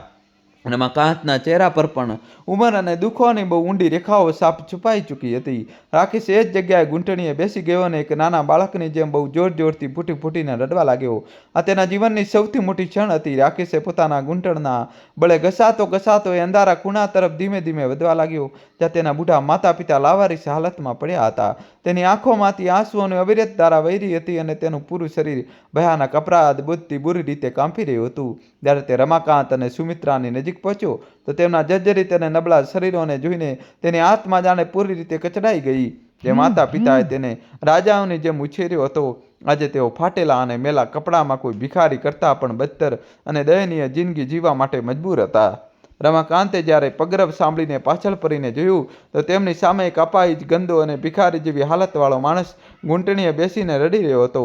પહેલાં તો રમાકાંતે મેલા ગેલા માણસને બિલકુલ ઓળખી શક્યા નહીં કારણ કે તેમની નજર બહુ નબળી થઈ ચૂકી હતી. પરંતુ જ્યારે નાના આરવે દોડીને પોતાના દાદાને કસબીને ગળે લગાવી લીધા અને રડતા તેમને પોકાર્યા તો રમાકાંતનું પૂરું શરીર બુરી રીતે ચોંકી ગયું. તેમણે ધ્યાનથી જોયું અને એ અપાહિજ ભિખારીમાં તેમને પોતાના એ જ ગમંડી દીકરા રાકેશનો ચહેરો નજર આવ્યો. તેણે તેમના ઘરમાંથી કાઢી મૂક્યા હતા. પોતાના એકના એક દીકરાની ભયાનક દુર્દશા જોઈને રમાકાંતે પોતાના બધા જૂના દુઃખ પૂરી રીતે ભૂલી ગયા. એક પિતાનું હૃદય ભલે ગમે તેટલું ચાળણી કેમ ન થયું હોય તે પોતાના બાળકને દર્દમાં તડપતો ક્યારેય જોઈ શકતો નથી. રમાકાંતને કાપતા હાથ રાકેશના એ કપાયેલા પગ તરફ ગયા અને તેમની આંખોમાંથી આંસુઓનું ભારે સહેલાબપૂર ઉમટી પડ્યો. તેમણે રડતા પૂછ્યું કે તેમના દીકરાની આ ભયાનક હાલત આખરે કોણ કરી શકે છે. રાકેશે કોઈ જવાબ ના આપ્યો. તે બસ પોતાના પિતાના ચરણોમાં પડીને પાગલોની જેમ ધ્રુસકે રડવા લાગ્યો. અવાજ સાંભળીને ચટાઈ પર સૂતેલી સુમિત્રાએ પોતાની નબળી અને ઊંડી ઉતરી ગયેલી આંખો ધીમે ધીમે ખોલી. તેના શ્વાસ ખૂબ જ અટકતા ચાલતા હતા અને મૃત્યુ તેમના બિલકુલ ઓશિકા પાસે ઊભું રહીને રાહ જોઈ રહ્યું હતું. જ્યારે તેમણે પોતાની ધૂંધળી આંખોથી સામે ફ્લોર બોય તળિયા પર પડેલા પોતાના અપંગ દીકરાને જોયો તો તેમના મૃતપાય મરવા પડેલા શરીરમાં ભયાનક એક અદ્ભુત દિવ્ય શક્તિ આવી ગઈ. જે દીકરાની એક ઝલક જોવા માટે તેમની આંખો મહિનાઓથી ભયાનક રીતે તરસતી હતી. આજે તે તેમની સામે લોહી અને આંસુઓથી પૂરેપૂરો લથપથ ખૂબ જ લાચાર અને હાલતમાં પડેલો હતો. રાકેશ પોતાના ઘૂંટણમાં ઘસડાતો સુમિત્રાની ચટાઈ પાસે પહોંચ્યો અને તેમના બંને ઠંડા પગને પોતાના હાથોમાં લઈને ધ્રુસકે રડતા ચૂમવા લાગ્યો. તેણે પોતાના આંસુઓથી પોતાની માતાના એ પગને ધોઈ નાખ્યા, જેને તેણે ક્યારેક વરસાદની અંધારી અને ભયાનક રાત્રે ધક્કા મારીને ઘરમાંથી કાઢી મૂક્યા હતા. રાકેશ ખૂબ જ દર્દ ભર્યા અને કાપતા અવાજમાં વારંવાર બૂમો પાડી રહ્યો હતો કે માં, મને માફ કરી દે. હું દુનિયાનો સૌથી નીચ અને પાપી માણસ છું. મેં સંપત્તિ અને એક સ્વાર્થી સ્ત્રી માટે મારા ભગવાનનું જાહેરમાં અપમાન કર્યું. સુમિત્રાની આંખોમાં દીકરા માટે કોઈ ગુસ્સો કે નફરત બિલકુલ નહોતી. ત્યાં માત્ર એક અથાગ અને નિસ્વાર્થ મમતાનો ઊંડો સાગર ઉભરાઈ રહ્યો હતો. તેને પોતાના નબળા અને આડપિંજર બની ચૂકેલા કાંપતા હાથોને મુશ્કેલીથી ઉઠાવ્યા અને રાકેશના ગંદા વાળને પ્રેમથી પંપાળવા લાગ્યા. સુમિત્રાના પવિત્ર સ્પર્શમાં આજે પણ એ જ જૂની ઊંઘ હતી જે બાળપણમાં રાકેશના દરેક ગાને તરત જ ભરી દેતી હતી. એક મહાન માતા પોતાના બાળકના ગમે તેવા મોટામાં મોટા પાપને હંમેશા કોઈ પણ શરત વિના પૂરેપૂરી રીતે માફ કરી જ દે છે. સુમિત્રાએ ખૂબ જ ધીમા અને તૂટતા અવાજમાં કહ્યું કે બેટા, મેં તો તને એ જ દિવસે પૂરા દિલથી માફ કરી દીધો હતો જ્યારે તે અમને એ તોફાની રાત્રે ઘરમાંથી બહાર કાઢ્યા હતા. તારું આ કષ્ટ જોઈને મારા છાતીમાં આજે પણ ઊંડું દર્દ થઈ રહ્યું છે. ભગવાને તને તારા ખરાબ કર્મોની સજા ખૂબ જ કઠોર રીતે આપી છે, પરંતુ એક માતાનું દિલ પોતાના બાળકને તડપતો જોઈને ક્યારેય ખુશ ન થઈ શકે. મારી બધી પવિત્ર દુઆઓ અને મારો બધો આશીર્વાદ હંમેશા તારી અને મારા માસૂમ પૌત્ર આરવની સાથે જ રહેશે. માં કાંતે પોતાના દીકરાને પોતાની છાતી સરસો મજબૂતાથી લગાડી લીધો. તેમણે રાકેશના આંસુ અને પોતાના મેલા કુર્તાથી લૂંટતા કહ્યું કે માણસ સંપત્તિના નશામાં અંધ થઈને અવારનવાર ઘણી મોટી ભૂલો કરી બેસે છે, પરંતુ જ્યારે તે પોતાની એ ભયાનક ભૂલ પૂરી રીતે સ્વીકારી લે છે અને સાચા દિલથી પશ્ચાતાપ કરે છે, ત્યારે ભગવાન પણ તેને માફ કરી દે છે. તેમણે કહ્યું કે આજે તે પાછા આવીને અમારું બધું દુઃખ મિટાવી દીધું છે. હવે અમે આ દુનિયામાંથી શાંતિ અને સુકૂન સાથે વિદાય લઈ શકીએ. છોટો આરવ રડતો રડતો પોતાની દાદી પાસે ગયો અને તેમના સુકાઈ ગયેલા ગાલને ચૂમવા લાગ્યો. તેને પોતાની તોતરી ભાષામાં કહ્યું કે દાદી, હવે આપણે બધા એકસાથે રહીશું અને હું તમને ક્યારેય એકલા નહીં છોડું. પૌત્રનો આ પવિત્ર પ્રેમ જોઈને સુમિત્રાના સૂકા ઓઠ પર એક ખૂબ જ સુંદર અને શાંત સ્મિત તરી આવ્યું. તેમણે પોતાની બચેલી ખૂચેલી બધી શક્તિ લગાવીને આરવને પોતાની છાતી સરસો ખૂબ જ જોરથી લગાડી લીધો. આ મિલનમાં એટલી બધી સંવેદનાઓ અને દર્દ છુપાયેલું હતું કે તે હાજર દરેક દર્દી અને માણસની આંખો પૂરેપૂરી ભીની થઈ ગઈ હતી. રાકેશના મનમાં પશ્ચાતાપની એક ભયાનક અને વિનાશક આગ સળગી રહી હતી. તે વારંવાર એ વિચારીને તડપી રહ્યો હતો કે જો તેણે પોતાની સંપત્તિ અને ખોટા અહંકારના કારણે આ બધું પાપ ન કર્યું હોત તો આજે તેનો પરિવાર બિલકુલ સુરક્ષિત અને ખુશાલ હોત. માતા પિતાની આ શરત વગરની માફીએ રાકેશને અંદરથી પૂરેપૂરો તોડીને મૂકી દીધો હતો. તેને લાગતું હતું કે ગાળો અને નફરત સહન કરવી કદાચ વધારે સરળ હોત, પરંતુ આટલા મોટા પાપના બદલામાં મહાન પ્રેમ અને માફી તેના માટે કોઈ ભારે સજાથી ઓછી નહોતી. સુમિત્રાના શ્વાસ હવે ધીમે ધીમે બધું અટકવા લાગ્યા હતા. તેમના ચહેરા પર મૃત્યુનો એક સ્પષ્ટ અને ભયાનક પડછાયો મંડરાવા લાગ્યો હતો, પરંતુ એ પડછાયાની પાછળ એક અનોખી અને અલૌકિક શાંતિ પણ હાજર હતી. તેમણે પોતાના પતિ રમાકાંત તરફ ખૂબ જ પ્રેમભરી અને અંતિમ નજરે જોયું. રમાકાંત તેમની આંખોની એ શાંત ભાષાને તરત જ સમજી ગયા. તેમણે પોતાની પત્નીના માથાને પોતાના ખોળામાં મૂકી દીધું અને તેમના કાનમાં ખૂબ જ ધીમા અવાજે પવિત્ર ગીતાના શ્લોકોનો પાઠ શરૂ કરી દીધો, જેથી તેમના આત્માને પૂર્ણ શાંતિ મળી શકે. રાકેશ પોતાની માતાની આ બગડતી હાલત જોઈને ખૂબ જ ગભરાઈ ગયો. તે પાગલોની જેમ નર્સ અને ડૉક્ટરોને બોલાવવા લાગ્યો, પરંતુ ડૉક્ટરે દૂરથી જ ઇશારો કરી દીધો કે હવે તેમનો સમય પૂરેપૂરો સમાપ્ત થઈ ચૂક્યો છે. રાકેશે પોતાની માતાના બંને હાથોને પોતાના ચહેરા પર ઘસતા ઘસતા રડવા લાગ્યો. તે ચીસો પાડીને કહી રહ્યો હતો કે માં, મને છોડીને ના જા. મારે હજી તારી ખૂબ સેવા કરવી છે અને મારા બધા પાપો ધોવા છે. પરંતુ સમયનું ચક્ર ક્યારેય કોઈના રડવાથી કે કરગરવાથી પાછળની તરફ નથી ફરતું. સુમિત્રાએ પોતાનો છેલ્લો અને ખૂબ જ ઊંડો શ્વાસ લીધો. તેમની નજર પોતાના દીકરા રાકેશ અને પૌત્ર આરવના ચહેરા પર પૂરેપૂરી ટકેલી હતી. એ નજરમાં દુનિયાભરનો બધો પ્રેમ અને બધું સુકૂન હાજર હતું. ધીમે ધીમે તેમની આંખો હંમેશા માટે બંધ થઈ ગઈ અને તેમના ચહેરા પર એક ખૂબ જ નિર્મળ, પવિત્ર અને અમર સ્મિત હંમેશા માટે સ્થિર થઈ ગયું. તેમણે એક આદર્શ માતાની જેમ પોતાના જીવનના બધા દર્દ અને બધા અપમાનને ભૂલાવીને પોતાના પરિવારને માફ કરતા આ દુનિયામાંથી પોતાની છેલ્લી અને શાંતિપૂર્ણ વિદાય લઈ લીધી હતી. પોતાની માતાને આ રીતે હંમેશા માટે પોતાના હાથમાંથી સરકતી જોઈને રાકેશના ગળામાંથી એક ખૂબ જ ભયાનક અને દિલ ધ્રુજાવી દેનારી ચીસ નીકળી. એ ચીસ એટલી બધી દર્દનાક હતી કે ચિકિત્સાલય હોસ્પિટલની એ શાંત દિવાલો પણ એ અસીમ દુઃખને અનુભવીને અંદર સુધી કાંપી ગઈ હશે. રાકેશે પોતાની માતાના મૃત શરીર પર પડીને પાગલોની જેમ છાતી પીટીને રડવા લાગ્યો. તેને હવે ખૂબ જ સારી રીતે સમજાઈ ગયું હતું કે તેને જીવનમાં ક્યારેય પણ પોતાની માતાની સેવા કરવાનો એ પવિત્ર મોકો ફરી ક્યારેય પાછો નહીં મળે. રમાકાંતની આંખોમાંથી પણ સતત આંસુ વહી રહ્યા હતા, પરંતુ તેમણે પોતાની જાતને ખૂબ જ મજબૂતાઈથી સંભાળી લીધી. તેમણે નાના આરવને પોતાના ખોળામાં ઉઠાવ્યો અને તેના આંસુઓને ખૂબ જ પ્રેમથી લૂછ્યા. એક પિતા અને એક દાદા તરીકે હવે તેમના ખભા પર ખૂબ મોટી જવાબદારી આવી ગઈ હતી. તેમણે રાકેશના ખભા પર હાથ રાખ્યો અને તેને રડતો રોક્યો. રમાકાંતે ખૂબ જ ગંભીર અવાજમાં કહ્યું કે મૃત્યુ એક શાશ્વત સત્ય છે અને સુમિત્રાની આત્માને હંમેશા માટે ભયાનક શારીરિક દર્દ અને અપમાનમાંથી મુક્તિ મળી ગઈ છે.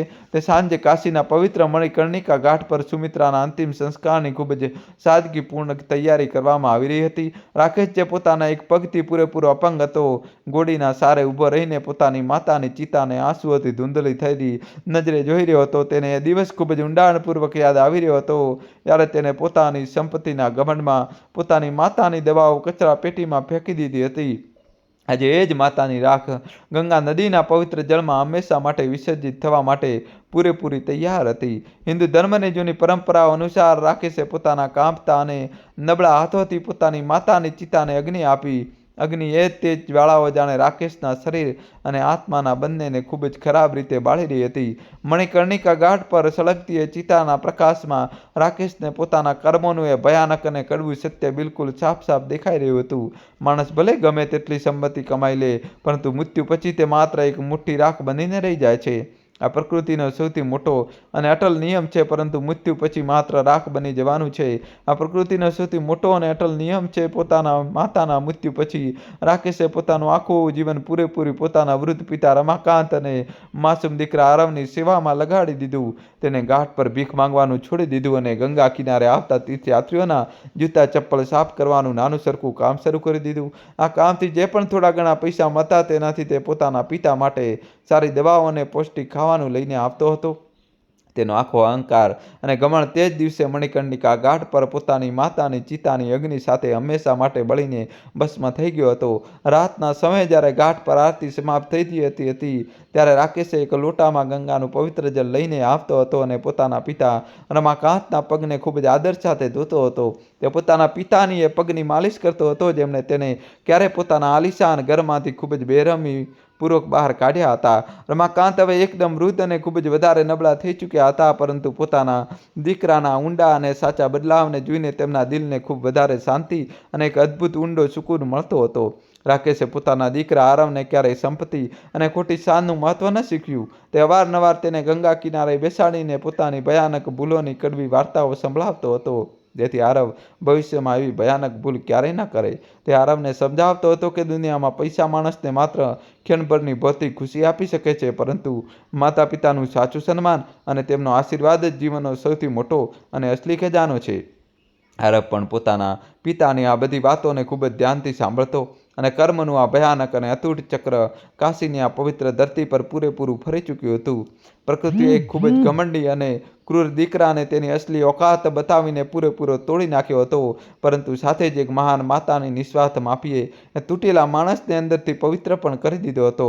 રાકેશ પાસે હવે ના તો તેની અઢળક સંપત્તિ હતી અને ના તો તેનો એ જૂઠો અને ખોખલો પરિવાર, પરંતુ તેની પાસે પોતાનો અંતર આત્માની ઊંડી શાંતિ જરૂર હતી, જે તેને ખૂબ જ મુશ્કેલીથી મળી હતી. ગંગા નદી આજે પણ એ જ નિરંતર ગતિથી ચૂપચાપ વહી રહી છે, જે જીવનના શાશ્વત સત્ય અને કર્મના કઠોર ન્યાયની સૌથી મોટી અને શાંત સાક્ષી છે.